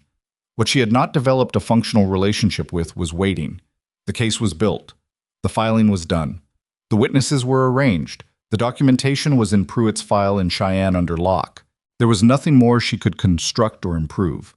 All she could do was maintain the ranch, keep Edmund from unraveling under the sustained pressure of Morrow's continued legal threats, and manage the specific difficulty of being the person who had built the entire case while technically still living as an employee on the land that was the subject of the case. Edmund had told Pruitt everything. The fuller account, the conversation he'd buried, the questions he'd chosen not to pursue, had not destroyed the case, as Morrow had apparently hoped it would. Instead, Pruitt had incorporated it directly, reframing Edmund's additional knowledge as evidence of how the operation worked, that intermediaries were given enough information to be complicit without being given enough to be threats, kept just informed enough to make their own guilt ensure their silence. Edmund, for his part, had stopped pretending. Not dramatically. There was no scene, no declaration. He simply stopped the performance of a man with legitimate authority and moved through the house and the property as someone serving out a term, doing the work in front of him because the work still needed doing. He fixed a roof section that had been leaking. He repaired a section of fence that Clara had been managing around for 2 months. He did not speak much, and when he spoke it was practical, and he did not look at the grave. One evening, 3 weeks before the hearing, she came into the kitchen and found him at the table with Thomas Whitlock's old account ledgers, the ones she had not taken to Pruitt because they predated the fraud and were not legally relevant, but that had always remained in the house, relegated to a shelf in the kitchen where Edmund had never had reason to look. He had one open in front of him. He didn't explain himself, and she didn't ask. She moved around the kitchen doing what she needed to do, and he sat with the ledger and she could hear him turning pages slowly, and she understood without being told that he was looking at the record of a man's life's work. The evidence of what Thomas Whitlock had built over 20 years before someone had taken it from him. The specific numerical reality of it. What it had cost, what it had produced, what it had been worth. She put a cup of coffee in front of him when she left and did not say anything, and he said, "Thank you," in a voice that wasn't talking about the coffee, and she went to her room. The night before the commission hearing, Clara sat at the small desk in her room and looked at the field notebook. She had been thinking about something for a week and had not said it aloud. She said it now, quietly, to the room, because sometimes things need to be spoken before they become fully real. "I don't know if this is going to work." It was the truest thing she'd said in months. She believed in the case. The evidence was real. Hargrove's testimony was real. The pattern was undeniable. But courts are not arithmetic. Hearings are not equations. R.W. Morrow had money and connections and 15 years of being exactly the kind of man that other powerful men protect on instinct, the way a body protects a vital organ, because his survival was structurally useful to people who would never be in that hearing room. She knew this. She had known it the whole time. She closed the notebook. She set out her clothes for the morning, The best she had, a dark wool jacket her father had brought her from Laramie when she turned 20, still well made, still hers. She had not worn it in 6 years. She put out the lamp. In the morning, Gideon arrived at the gate at 5:30 with the buckboard, and she came out of the house with her satchel before he had fully stopped. Edmund stood on the porch. He was dressed, which she had not expected, in his better coat.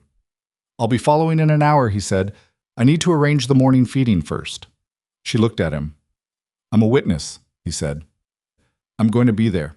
She nodded once and climbed up to the buckboard, and Gideon drove out through the gate, and they moved through the early dark toward Cheyenne, toward a hearing room that would be full by the time they arrived, toward Harlan Pruitt with his thick file, and Calvin Hargrove with his complicated testimony, and Frances Aldrich with her notebook in the press gallery, toward 11 families who each needed this to be different from every other time they had put their faith in a process that had failed them. The road was straight, and the horses were steady, and the sky behind them began to lighten at the edges the way it always does, regardless of what's happening underneath it. Clara held her satchel on her lap. She was ready, and she was not certain, and she was going anyway. The commission hearing room in Cheyenne held approximately 80 people comfortably and was holding close to 120 that morning.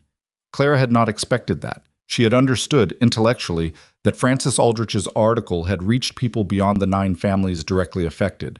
But understanding it and walking into a room packed with ranchers, farmers, wives, adult children of displaced families, and a solid row of press representatives along the east wall were 2 different experiences. She stood in the doorway for a moment before Gideon's hand at her elbow moved her forward, not pushing, just present, the way he was always present, without making it about himself. Pruitt was already at the front table. He looked up when she came in and gave her a nod that conveyed, in the compressed language of a man who communicated efficiently, that everything was in order and she should sit down and let the work begin. Hargrove was not in the room yet. He would be brought in separately, through a side entrance, under the protective arrangement the prosecutor's office had guaranteed. Clara had not seen him and did not know what she would feel when she did. She had spent months building a case around the damage this man had done to her family and to 11 others, and she had kept the feeling of that at a functional distance, because feeling it fully would have slowed her down. She was not sure the distance would hold when he was physically present. Morrow arrived 8 minutes before the hearing opened. He came in through the main doors with 2 attorneys flanking him and the particular physical confidence of a man who has never walked into a room expecting to lose. I was heavier than she had imagined from his reputation. Thick through the chest, with white hair and a banker's careful suit, and the kind of face that had been pleasant once and had settled, over decades, into something that was merely composed. He did not look at Clara. He looked at the room with the assessing gaze of someone counting his advantages, and she watched him do it, and she noted the precise moment when his count came up shorter than he'd expected. He had expected a smaller room. The commission chair, a woman named Ruth Halstead, who had been appointed the previous year and whom Aldrich had described in a previous article as possessing the specific quality of not being impressed by men who expected to impress her, called the hearing to order at 9 o'clock exactly. Pruitt presented the foundational evidence first, methodical, unhurried, building the structure the way a good attorney builds it, not dramatically, but cumulatively, each piece fitting against the next until the shape of the whole became impossible to miss. The notary retirement records, the deed dates, the matching stamp across all 11 properties, the Territorial Land Improvement Group registrations, both of which had been dissolved quietly within a year of their creation, the loan timing pattern from First National Territorial, mortgage applications processed in the months before each fraudulent transfer, each loan structured with terms that created maximum pressure at minimum notice. Morrow's lead attorney, a man named Castle, who was very good at his job and showed it in the way he listened without showing reaction, objected 4 times during Pruitt's foundation presentation. Halstead sustained 1 objection and overruled 3. Cassell wrote something on his notepad after the 3rd overruling and did not object again for 20 minutes. Nora Reese testified by written declaration, which Pruitt read into the record because she could not travel from Colorado. Her journal entries were specific and dated and described Calvin Hargrove in enough physical detail that when Hargrove entered through the side door 40 minutes into the hearing, 3 people in the gallery audibly reacted. Clara was one of them. Not loudly, just a small involuntary intake of breath that she controlled immediately. He was younger than she'd expected. Mid-30s, slight, with the kind of unremarkable face that was almost certainly professionally useful. He walked to the witness chair with the careful movements of someone who understood that every person in the room was measuring him and had accepted that as the price of the arrangement he'd made.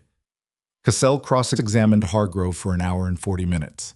It was the most sustained legal pressure Clara had witnessed, and she watched it with the focused attention of someone who understood that Hargrove's credibility was load-bearing. Cassell challenged his memory, his motivations, the terms of his cooperation agreement, the specific language of his previous statements to the prosecutor. He was skilled and thorough, and he found two genuine inconsistencies in Hargrove's account of the sequence of events in the Carbon County transfer. Hargrove did not collapse under it. He was not a sympathetic figure, and he did not try to be one. He answered questions directly, acknowledged the inconsistencies without explanation when he didn't have one, and held the central account: Morrow's instruction, Morrow's direction, Morrow's payment, without variation across the entire cross-examination.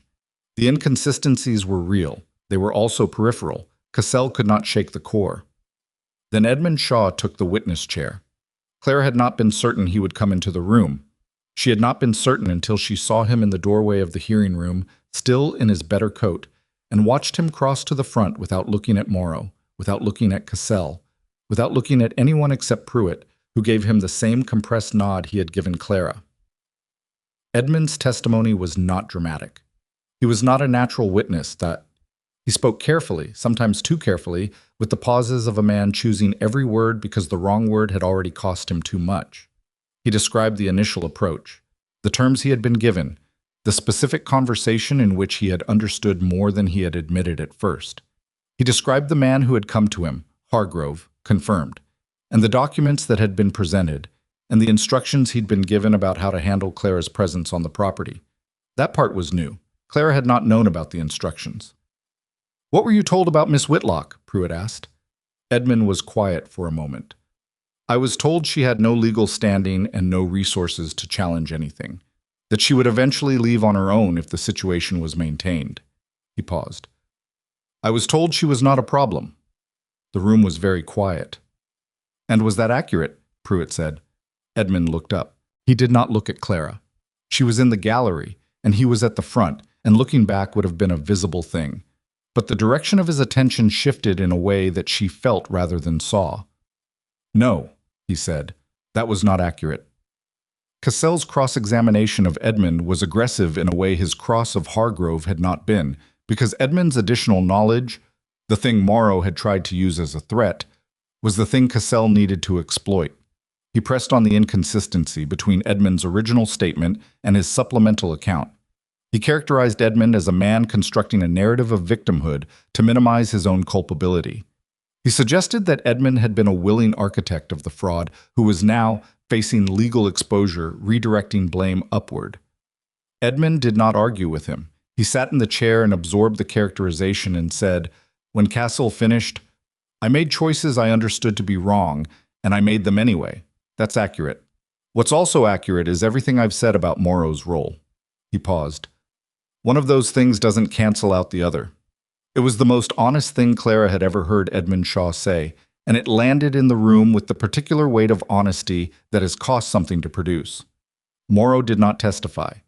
Cassell made the decision, which was legally defensible and strategically clear. The documentary evidence was strong enough that testimony from Morrow would only create more surface for contradiction. He submitted a written statement through counsel that denied all allegations and characterized the loan structures as standard practice and the property transfers as legitimate transactions that had been subjected to retrospective reinterpretation by parties with financial grievances. It was a good statement. Clara read it when Pruitt handed her a copy during the afternoon recess, standing in the hallway with Gideon beside her, and she recognized it as the work of someone who understood exactly how to build a wall between himself and the evidence using the language of plausible legitimacy. "It's not enough," Gideon said. He had read it over her shoulder. "No," Pruitt said. He had the expression of a man who has been here before and knows what comes next. "The statement is clean because it's designed to be. But the commission is not evaluating his statement in isolation. They have 11 property records, a dead notary's retirement filing, a named agent who carried the documents from property to property, an intermediary who has admitted his role, and a loan pattern that does not occur by coincidence across 4 counties over 9 years. He took the statement back. Morrow is very good. He is not invisible. The commission deliberated for 2 days. Clara went back to the ranch. There was no other rational thing to do. The hearing was finished, the arguments were made, the evidence was in the record. She went back because the animals still needed feeding, and the pump still needed monitoring, and the world did not pause for decisions that would reshape it. She had learned that a long time ago. The world does not pause. Edmund had come back the evening of the first day looking hollowed out in the particular way of someone who has spent the entire day watching themselves be accused and defended in alternating waves, and has no way to process it except to stand in the middle of it and endure. He did not speak much. He put his coat on its hook and went upstairs, and Clara heard him moving around for a while, and then the house was quiet. She sat at the kitchen table with the field notebook open to the entry, dated March 14th. Shaw came by again about the water rights extension, and she sat with it until the lamp oil started to run low, and then she closed it and went to bed. The second evening, Gideon came to the fence line where she was checking a section of winter-damaged post. He didn't have news. He had come because the waiting was a specific kind of unbearable, and he understood that, and because he had learned, over the months of this, that Clara did not want to be soothed.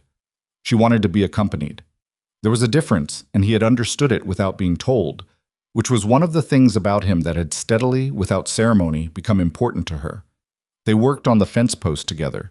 He drove the stakes and she checked the alignment, and neither of them talked about the commission, and the light faded and the cold came down, and at some point she realized she was not braced in the way she had been bracing herself continuously for 8 weeks. She was just standing in a field in winter fixing a fence with another person, and the particular relief of that, of being simply somewhere specific, doing something concrete, with someone who was not asking anything from her, was more restorative than sleep had been in months. Whatever they decide, Gideon said at some point, not looking up from the stake he was setting. Don't, she said. He looked up. Don't tell me it will be all right, she said. I don't need that. I need the fence post set correctly. He looked at her for a moment with something in his expression that was not quite a smile but was adjacent to one. He drove the stake to the correct depth without another word, and they moved to the next post. The commission ruling came on a Thursday. Pruitt sent word through Jonas, which was the fastest private route available, and the message reached Clara at midday. A single sentence, ruling in your favor on all primary counts. Come to Cheyenne as soon as you can. She stood in the barn holding the note, and her hands were shaking. Not dramatically. Just a fine, persistent tremor that she could not immediately stop, the physical acknowledgement of something her mind had been holding at arm's length for weeks now, finally releasing into her body and becoming real. She gave herself 60 seconds. She counted them. Then she folded the note and went to find Edmund. He was in the yard. She handed him the note without speaking and watched him read it, and watched what happened in his face when he did. It was not a simple expression. It could not have been. He was reading the confirmation that he was losing the property he had occupied for 6 years, that the legal fiction of his ownership was ending, that everything he had told himself for 6 years was being formally declared false. He was also reading, somewhere in the same sentence, a kind of release, the end of carrying something he had not known how to put down. He handed it back. When do you go? Tomorrow morning. He nodded. He looked at the house. Then he looked at her. I'll have my things out by the end of the month. I'd like to say that I'll go sooner, but that's an honest timeline. The end of the month is fine, she said. The Cheyenne courthouse was quieter than the commission hearing room had been, which was the nature of legal proceedings.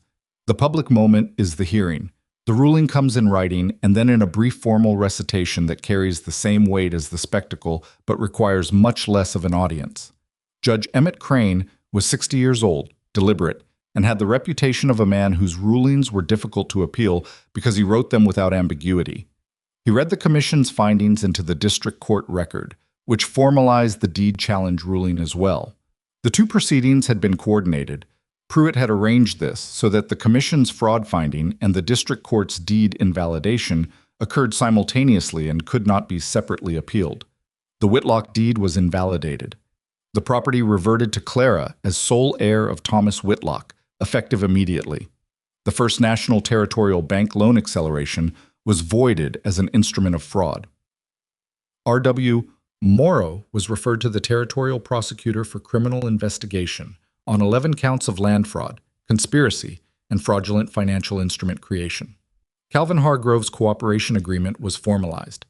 Edmund Shaw was given a formal acknowledgement of cooperation and released from civil liability in connection with the Whitlock transfer specifically, with the notation that his additional knowledge, as described in supplemental testimony, had been incorporated into the criminal referral against Morrow.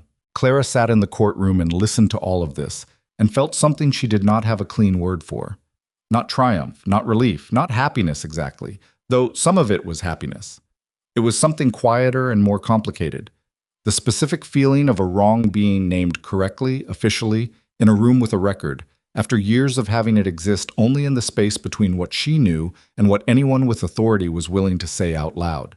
Her father's name was in the ruling. Thomas Whitlock, deceased, original owner of record. It was in the record now, permanently. Whatever happened next, that was in the record. She did not cry in the courtroom.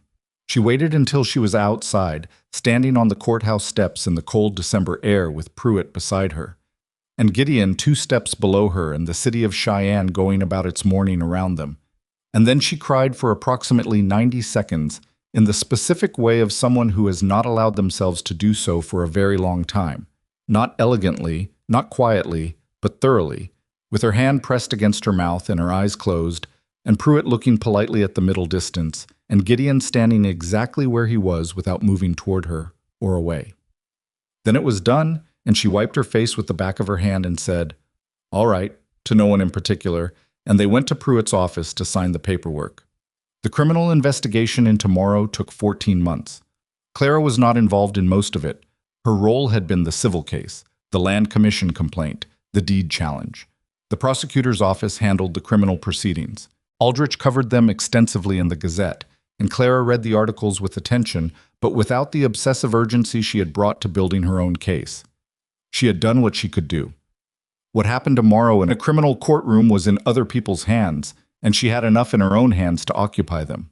She had a ranch to reclaim. The first spring was hard in the practical ways she had expected, and a few she hadn't.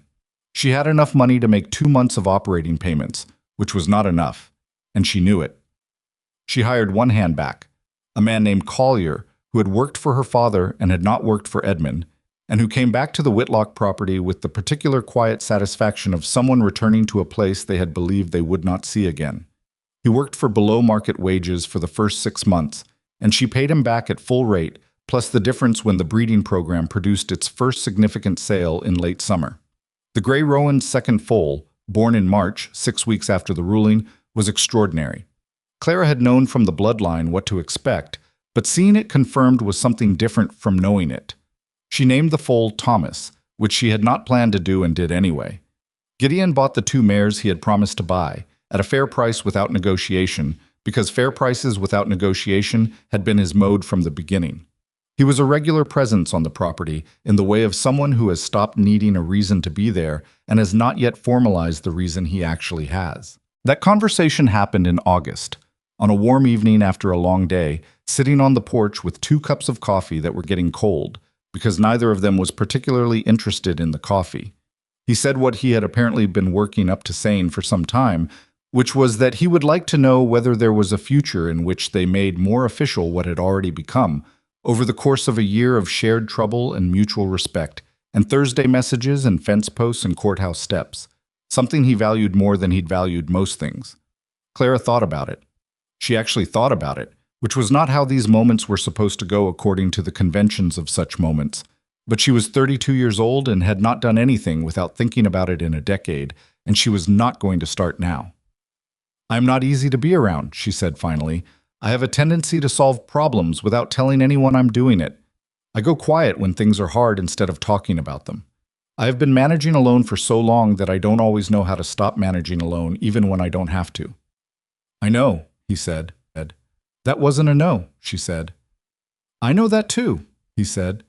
She looked at him. He looked back. He had a way of looking at her that was not the look of a man seeing a project or a rescue or a story he was going to tell about himself, It was the look of a man seeing a person and finding the person genuinely interesting, which was rarer than it should have been, and which she had understood was rare from the first morning he had stood at the gate with his hat in his hand and asked whose decisions went through her. "Ask me again in the spring," she said, "when I've had a full year on the land as my own." He picked up his cold coffee. "All right," he said. He asked her again in April, standing at the east fence line where the creek post had been correctly reset the previous autumn, in the specific light of a Wyoming spring morning that is entirely its own thing, clear and cold and full of a kind of brightness that seems to come from everywhere at once. She said yes. It was not a complicated yes, and she did not make it one. The Dwyers got their land back in the second wave of rulings that came from the criminal investigation. They were the first of the 11 families to have a direct restoration ordered by the court, because their case had the most complete documentation and because Hargrove's testimony was most specific about the sequence of their dispossession. May Dwyer wrote to Clara when the ruling came through, a letter that was not long and did not try to be eloquent, and was the more affecting for both qualities. The Reese family came back from Colorado in the fall. Nora Reese visited the Whitlock Ranch on her way through Laramie County, stopped unannounced, the way Clara herself sometimes moved, and sat at the kitchen table, and they talked for 3 hours about things that were not the case at all. About breeding programs and water management and the particular difficulties of the soil in certain sections of Carbon County and how you winterize a barn built before 1870. The conversation of two women who know land, talking about land. Clara understood, in the middle of that afternoon, that this was what her father had built. Not just the property. The network of relationships that a piece of land anchors you to. Neighbors, shared knowledge, common difficulty. The particular fellowship of people who have all put their hands into the same kind of soil. She had nearly lost all of it. She had not lost all of it. R.W.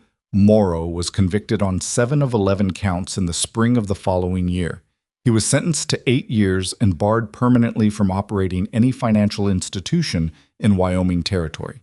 His assets were partially liquidated to establish a fund for families who had suffered losses through the fraud operation and could not be made whole through property restoration alone. It was not a perfect outcome. No outcome of this kind ever is, because the years cannot be returned and the specific losses that don't have a dollar value cannot be compensated by a court. But it was a real outcome. It was named and documented and in the record. Cassell, his attorney, appealed. The appeal was denied. Edmund Shaw left the territory in late spring, 2 months after the criminal verdict. He had told Clara he was going to Kansas, where he had family. On his last morning, he came downstairs with his packed bags, and she was in the kitchen, and they stood in the room where he had eaten her cooking for 6 years in the house that was now legally hers again, and there was no clean way to frame what existed between them. Not friendship, not forgiveness exactly, not indifference. Something more complicated and specifically human than any of those categories. "I'm sorry," he said. "I know that's inadequate." "It is," she said. "But it's something." He picked up his bags. He walked to the door and then he stopped. "Your father," he said, without turning around. "He had photographs on the wall in the study. I moved them when I came in. I put them in the top drawer of the desk. I don't know if you found them." She had not found them. She had not thought to look in the desk drawer. "Thank you," she said, and meant it in a way that surprised her. He left. She went to the study. She opened the top drawer of the desk, and there were 4 photographs wrapped in a piece of cloth, preserved. Her father at the property boundary, young, younger than she had memories of him. Her mother by the window that was now her window. A photograph of the ranch in what must have been its 2nd or 3rd year, small and unfinished looking, nothing like what it had become. And one she had never seen before. Thomas Whitlock and a child, 4 or 5 years old, standing in the yard with the same light that still came through this yard every morning of Clara's life. The child was her. She sat at the desk for a long time. She did not manage her face. There was no one to manage it for. Then she put the photographs on the wall where they belonged. That fall, she took on the first apprentice, a young woman from a family 2 counties over who wanted to learn breeding management and could not get anyone to take her seriously. Clara took her seriously because she remembered what it cost not to be taken seriously, and because the girl knew things about horses that she had clearly learned by watching and doing rather than being taught, which was its own form of credential. Standing in the barn one November morning, watching the girl work with Thomas the foal, now a yearling, already showing what he was going to become, Clara thought about the 6 years.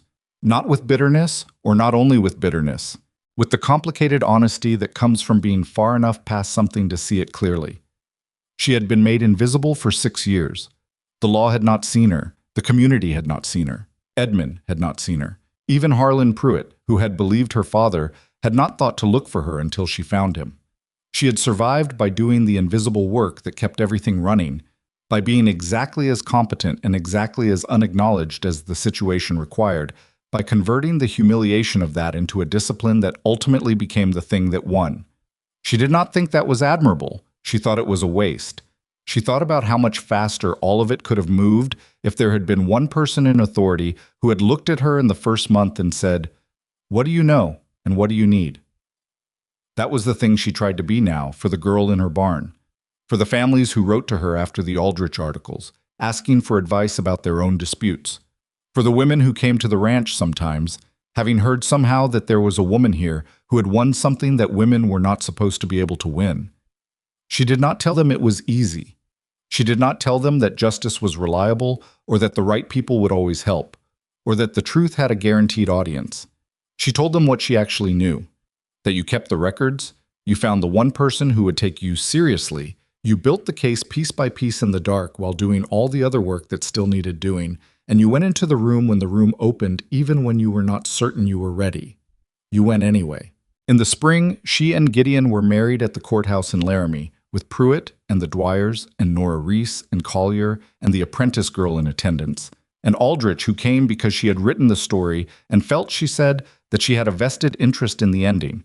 It was not an elaborate occasion. Clara did not want an elaborate occasion. She wanted the morning to be real, and it was.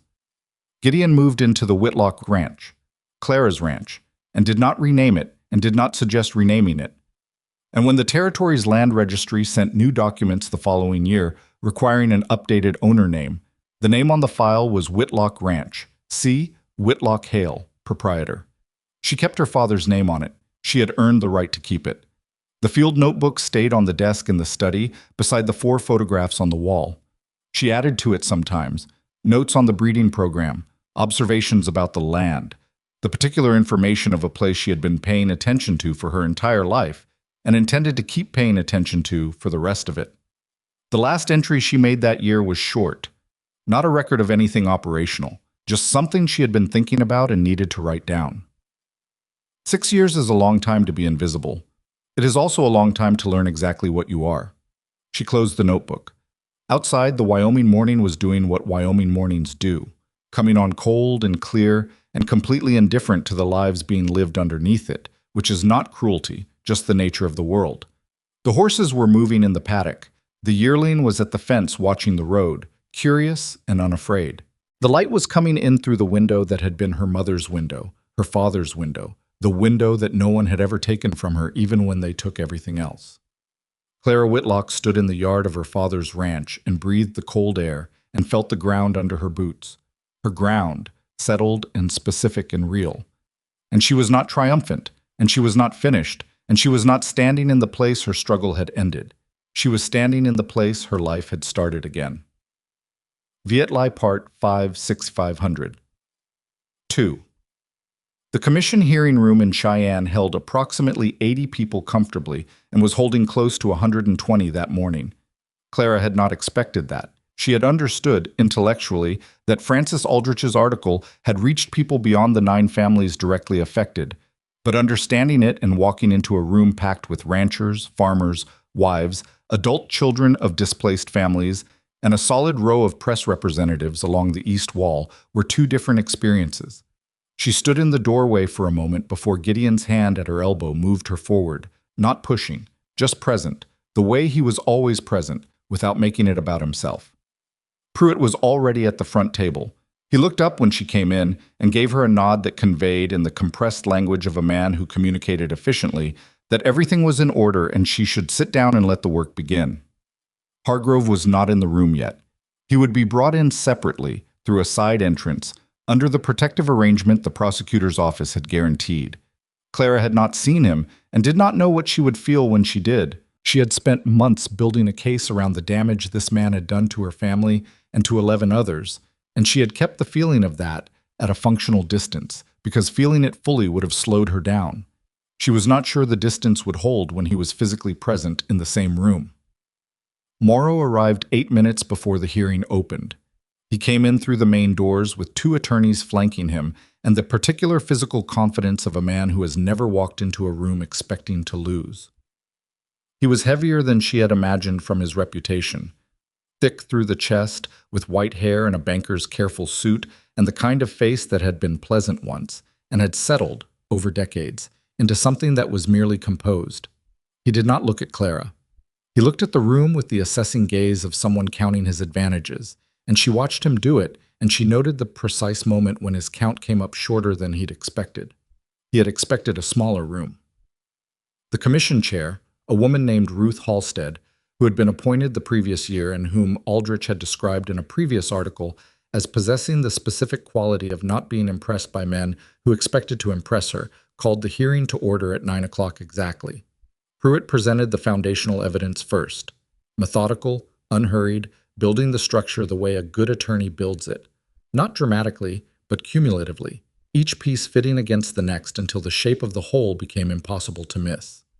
The notary retirement records, the deed dates, the matching stamp across all 11 properties, the Territorial Land Improvement Group registrations, both of which had been dissolved quietly within a year of their creation. The loan timing pattern from First National Territorial, mortgage applications processed in the months before each fraudulent transfer, each loan structured with terms that created maximum pressure at minimum notice. Morrow's lead attorney, a man named Castle, who was very good at his job and showed it in the way he listened without showing reaction, objected 4 times during Pruitt's foundation presentation. Halstead sustained 1 objection and overruled 3. Cassell wrote something on his notepad after the 3rd overruling and did not object again for 20 minutes. Nora Reese testified by written declaration, which Pruitt read into the record because she could not travel from Colorado. Her journal entries were specific and dated and described Calvin Hargrove in enough physical detail that when Hargrove entered through the side door 40 minutes into the hearing, 3 people in the gallery audibly reacted. Clara was one of them. Not loudly, just a small involuntary intake of breath that she controlled immediately. He was younger than she'd expected.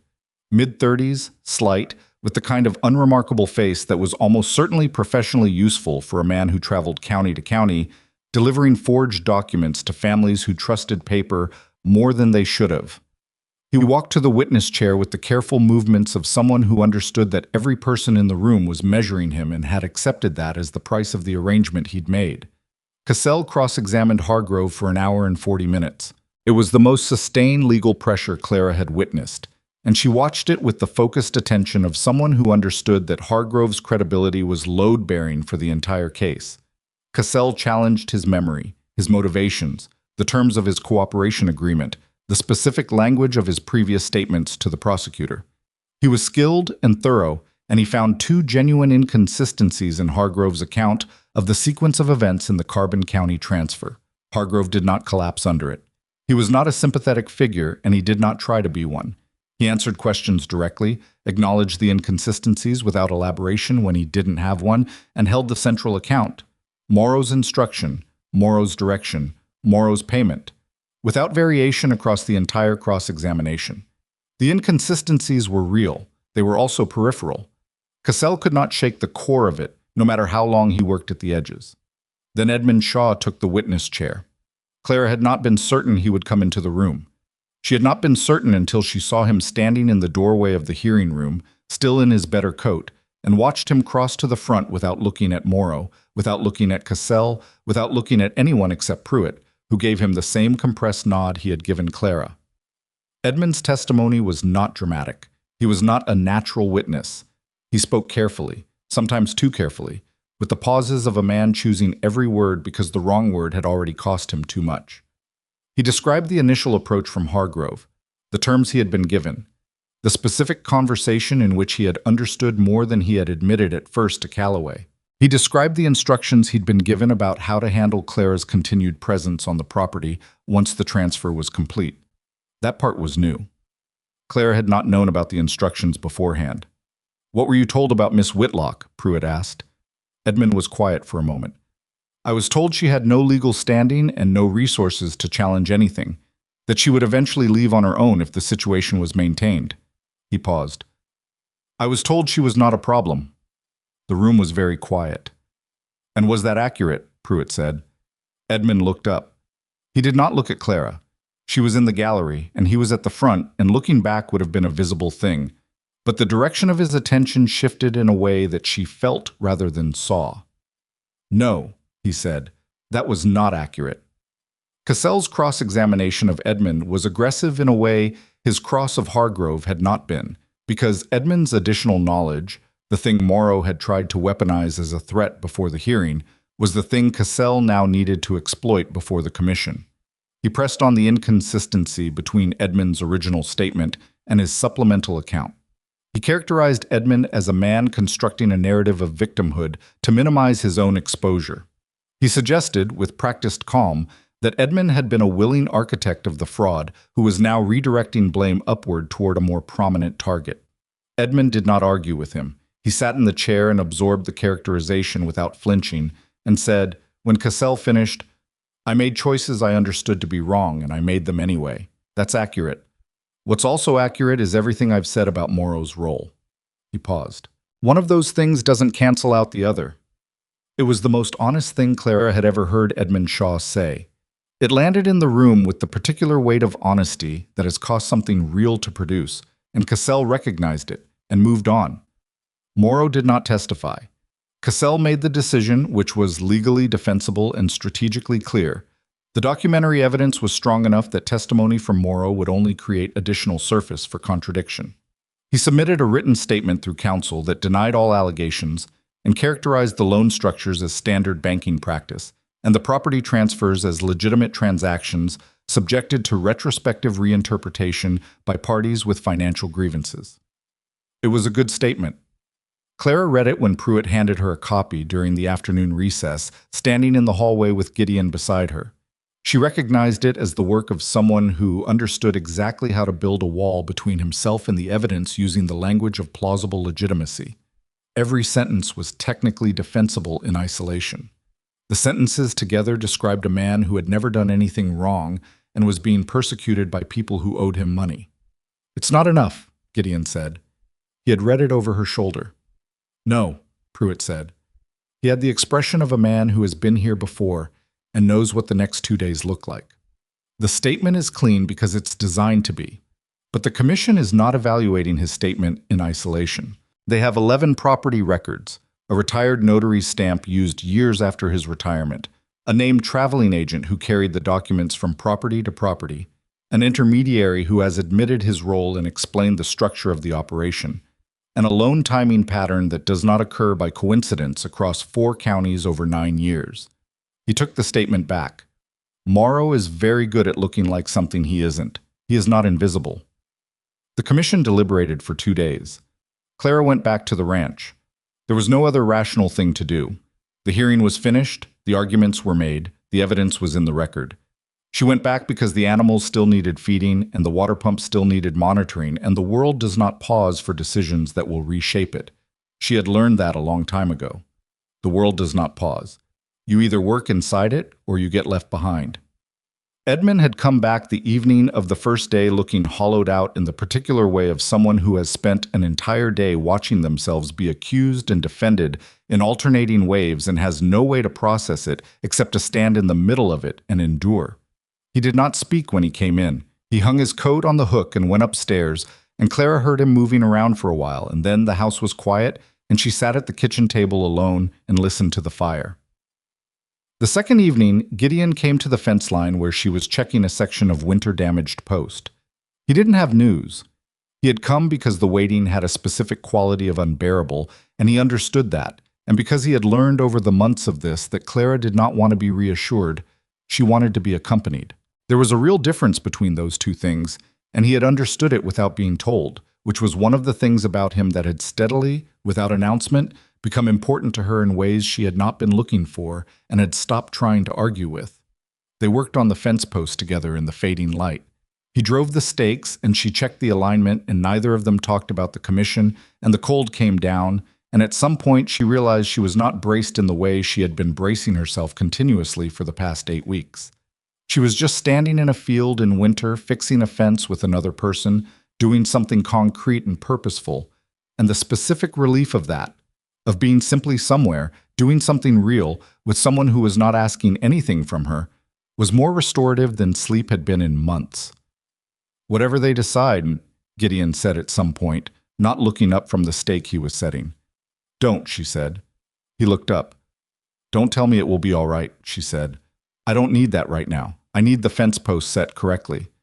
He looked at her for a moment with something in his expression that was not quite a smile but was adjacent to one. The expression of a man who has figured out the person in front of him and finds what he's found worth staying for. He drove the stake to the correct depth without another word, and they moved on to the next post. The commission ruling came on a Thursday. Pruitt sent word through Jonas, which was the fastest private road available, and the message reached Clara at midday while she was in the barn. A single sentence written in Pruitt's precise hand. "Ruling in your favor on all primary counts. Come to Cheyenne as soon as you can." She stood in the barn holding the note, and her hands were shaking, not dramatically, just a fine, persistent tremor that she could not immediately stop. The physical acknowledgement of something her mind had been holding at arm's length for weeks, finally releasing into her body and becoming real in a way that thought alone had never let it be. She gave herself 60 seconds. She counted them. Then she folded the note and went to find Edmund. He was in the yard checking the water trough. She handed him the note without speaking and watched him read it and watched what moved through his face when he did. It was not a simple expression. It could not have been. He was reading the confirmation that he was losing the property he had occupied for 6 years, that the legal fiction of his ownership was ending, that everything he had told himself for 6 years was being formally declared false by a body with the authority to declare it. He was also reading, somewhere in the same words, something that looked like relief. The end of carrying something he had never fully known how to carry and had never been able to put down. He handed it back. "When do you go?" "Tomorrow morning." He nodded once. He looked at the house, that particular look of a man taking inventory of what he's about to lose and finding the accounting more complicated than he expected. Then he looked at her. "I'll have my things out by the end of the month. I'd like to say sooner, but that's an honest timeline." "The end of the month is fine," she said. She meant it, which surprised her slightly. She had imagined this moment with varying degrees of satisfaction over 6 years, and the actual version of it contained almost none of the satisfaction she had anticipated. It contained mostly tiredness and the quiet, complicated awareness that nothing about this had been simple, and nothing about the ending was clean. The Cheyenne courthouse was quieter than the commission hearing room had been. Judge Emmett Crane was 60 years old, deliberate, and had the reputation of a man whose rulings were difficult to appeal because he wrote them without gaps that appellate courts could exploit.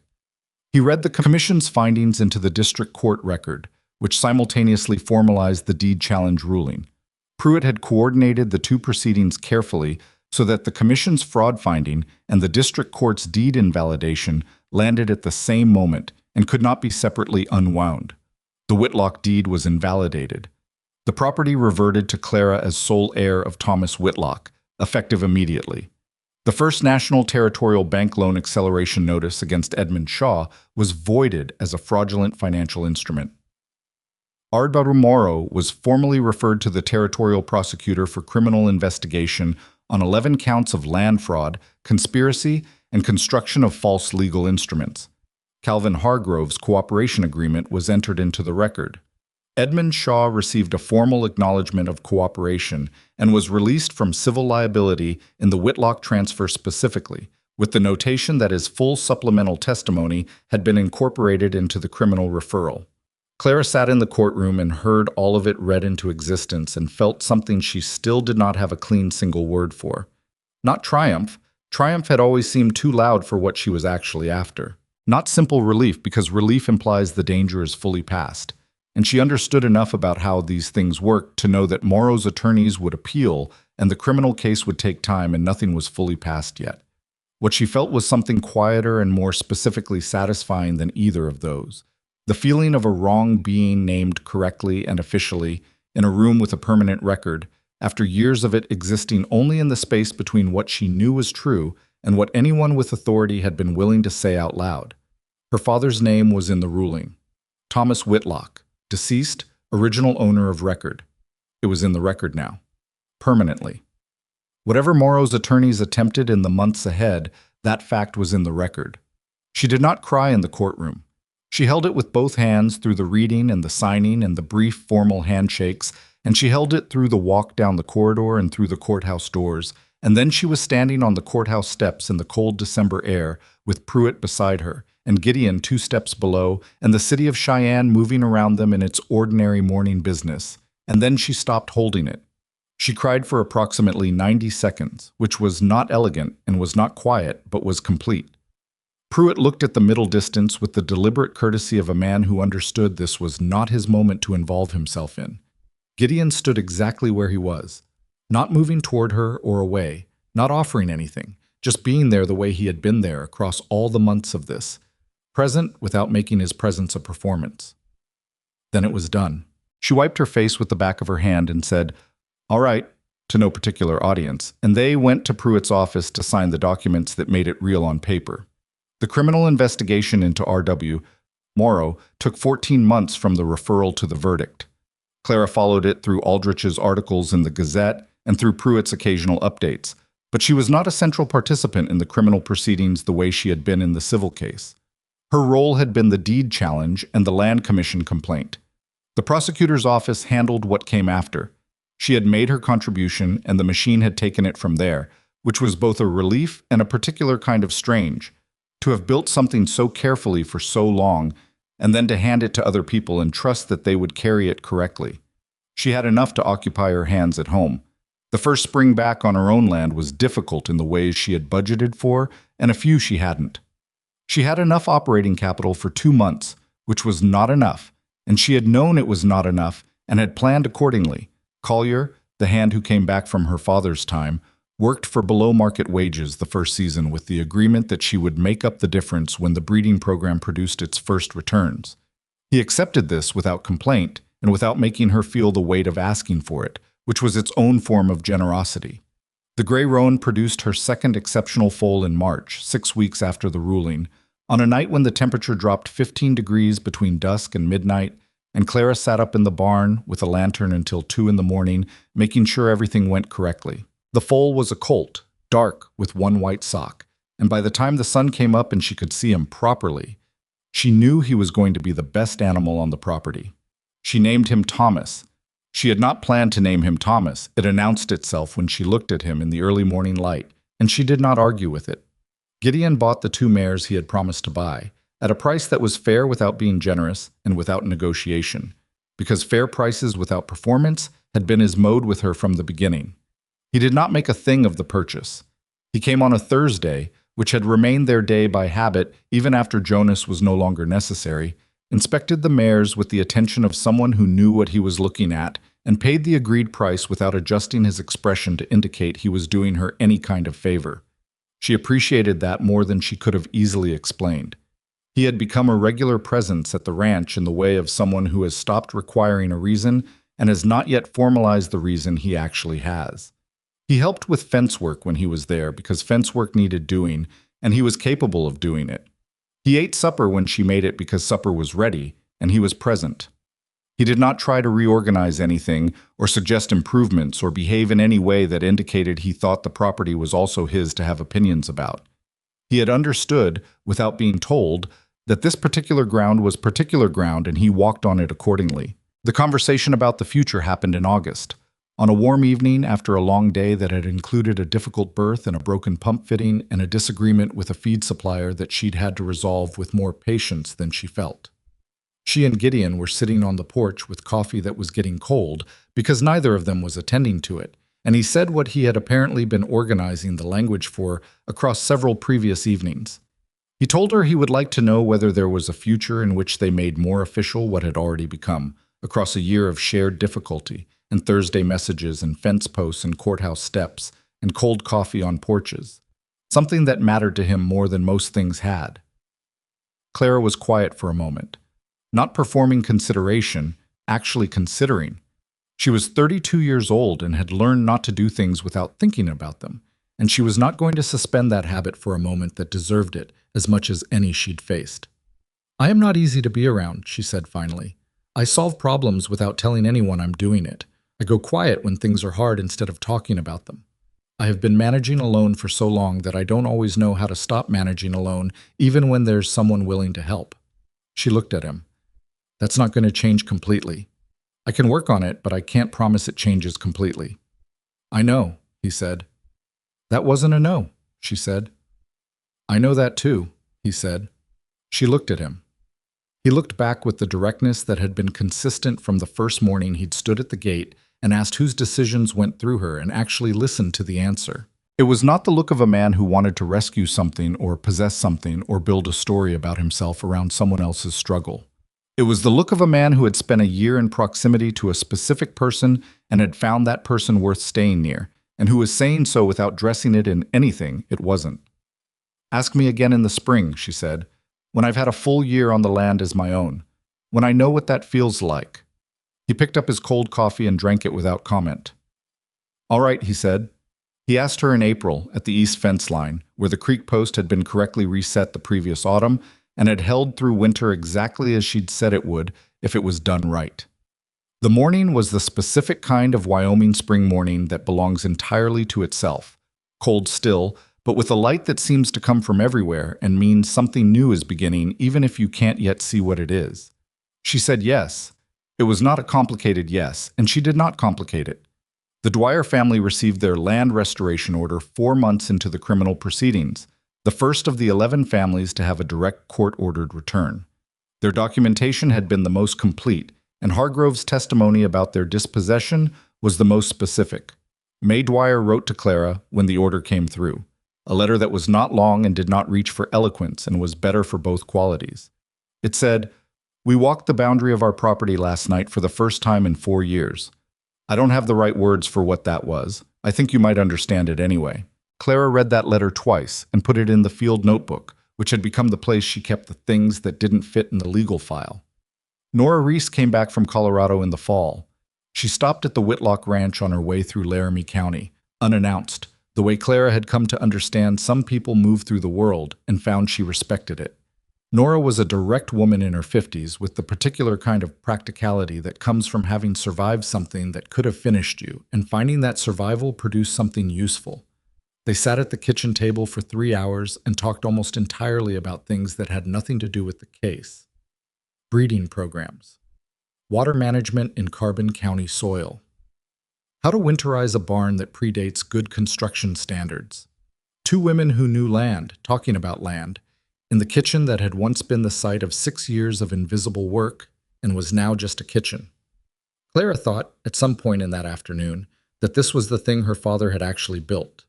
Not just the acreage and the livestock and the water rights, the web of relationships that a piece of land holds you inside, neighbors, shared knowledge, the specific fellowship of people who have put their hands into similar ground and understand what that costs and what it produces. She had come close to losing all of it. She had not lost all of it.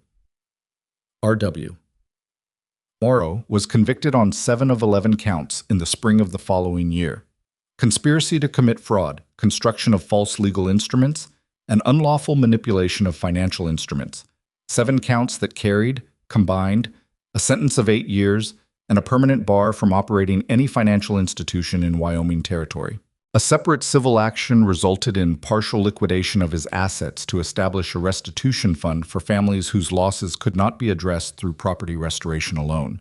Because some of the properties had changed hands multiple times, and the legal chain was too complicated to unwind entirely. It was not a perfect outcome. Clara had understood before the verdict that it would not be a perfect outcome because the years could not be given back and the specific damage that happens to a family when they lose their land. The disruption, the displacement, the children who grow up somewhere different from where they were supposed to grow up, could not be put on a ledger and compensated by a court order. The losses had real shapes. The verdict addressed the legal shapes and left the human shapes for each family to carry in their own way. But Morrow was convicted. He was named. He was in the record as what he actually was, and the record was permanent, and that was something real. Cassell filed an appeal within 30 days. The appeal was denied 6 months later on procedural grounds that Pruitt had anticipated and built against in the original trial record. He had been very thorough. Edmund Shaw left Wyoming in late spring. He had told Clara he was going to Kansas, where he had a sister and a brother-in-law with a modest cattle operation that had room for a hand who knew the work. On his last morning, he came downstairs with his 2 bags, and Clara was in the kitchen, and they stood in the room where he had eaten her cooking for 6 years in the house that was formerly hers again, and the air between them was full of things that did not have usable words. "I'm sorry," he said. "I know it's not adequate to the situation." "It isn't," she said, "but it's something." He nodded. He picked up his bags.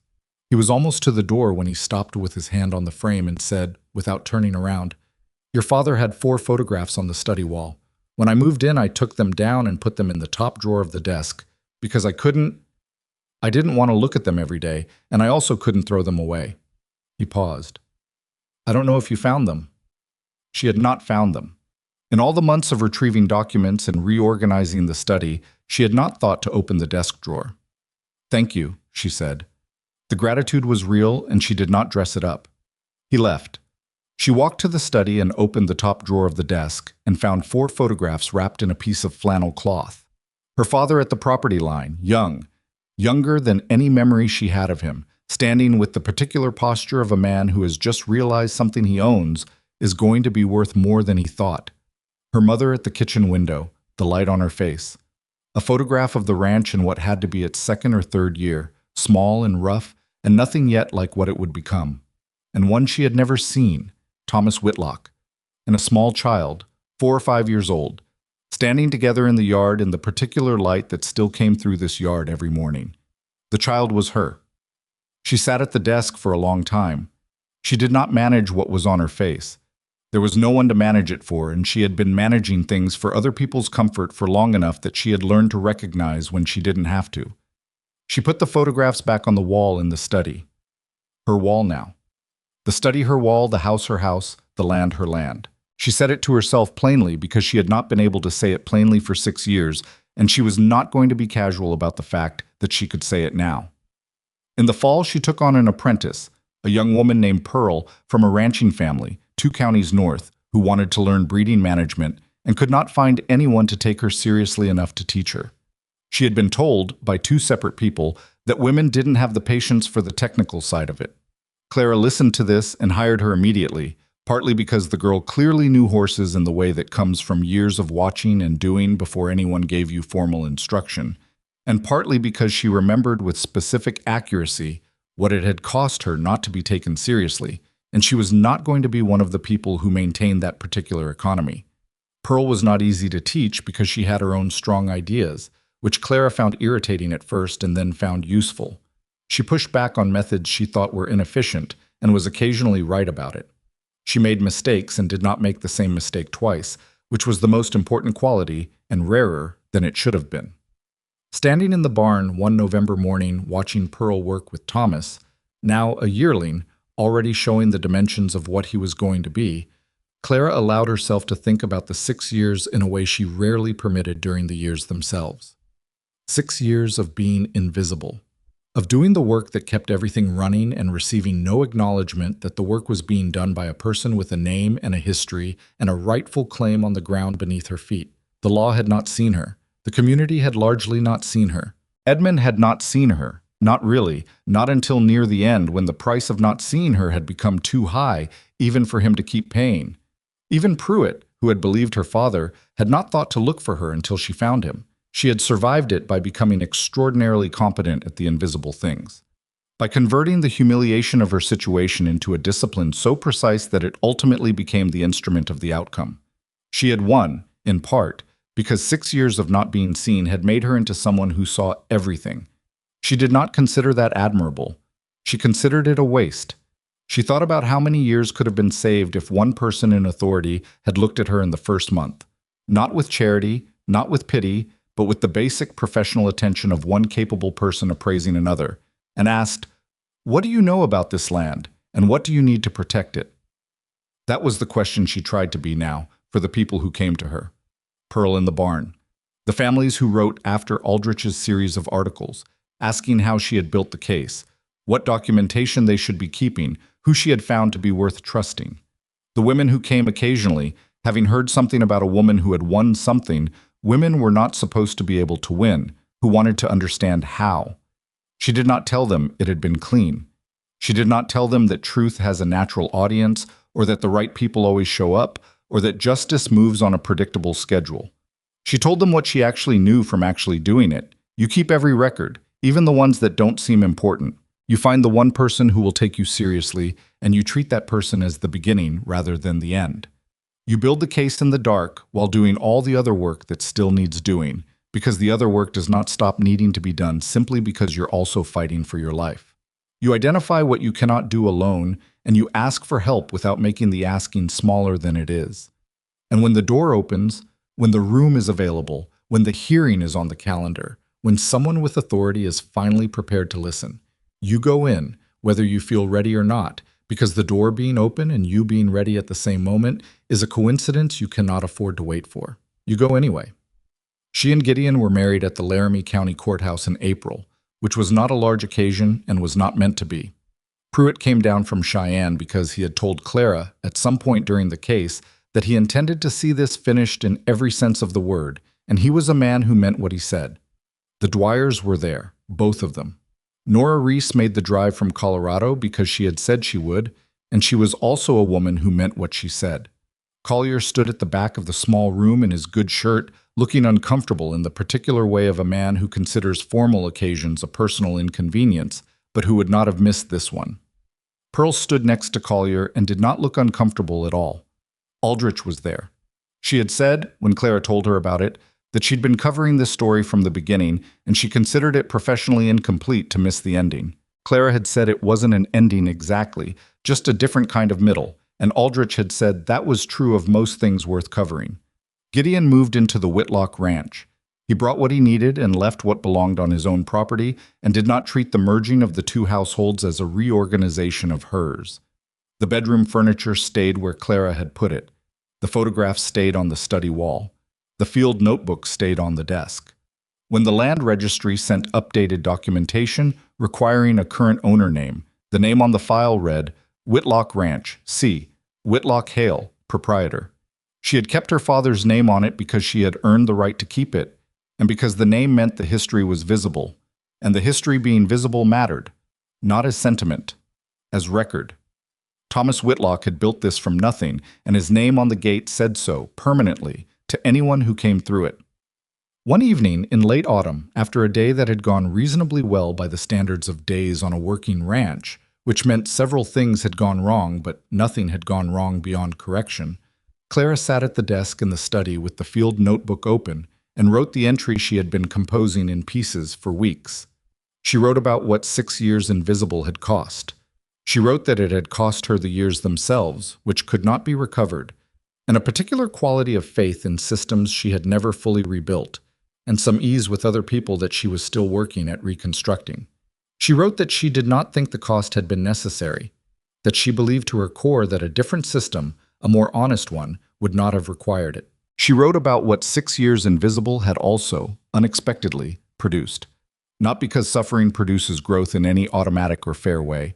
She did not believe that, had never believed it, found the idea frankly insulting to everyone who suffers without arriving at any particular growth. But because in her specific case, the specific demand of her specific situation had required her to develop capacities she was not certain she would have developed under easier circumstances. The ability to build a case from fragments, the ability to wait without giving up, the ability to see the shape of a problem from the inside while managing the surface of it from the outside simultaneously. These were not gifts, they were adaptations. She had paid for them at full price. She wrote, "What I know now that I did not know when I started is that the most dangerous thing a person can believe is that invisible means gone. I was here the entire time. I was always here. What changed was not my presence, but the room's willingness to see it." She put down the pen. Outside, the November night was doing what Wyoming nights do, pressing in cold from all directions, stars very clear and very far. The horses were settled. The yearling Thomas was in his stall, growing into what he was going to become. The property was dark and quiet and entirely hers. Gideon came to the study doorway and looked in without interrupting. He had learned early on that she sometimes needed to be at that desk the same way he sometimes needed to be out looking at his own fence lines in the dark. Not for any productive reason, just for the grounding of it. He had learned to read when she needed the room and when she'd welcome company. She looked up. She closed the notebook. "Come in," she said. He came in and sat in the chair across the desk, Thomas Whitlock's chair, the one Edmund had used during his 6 years of occupation, the one that was simply a chair now.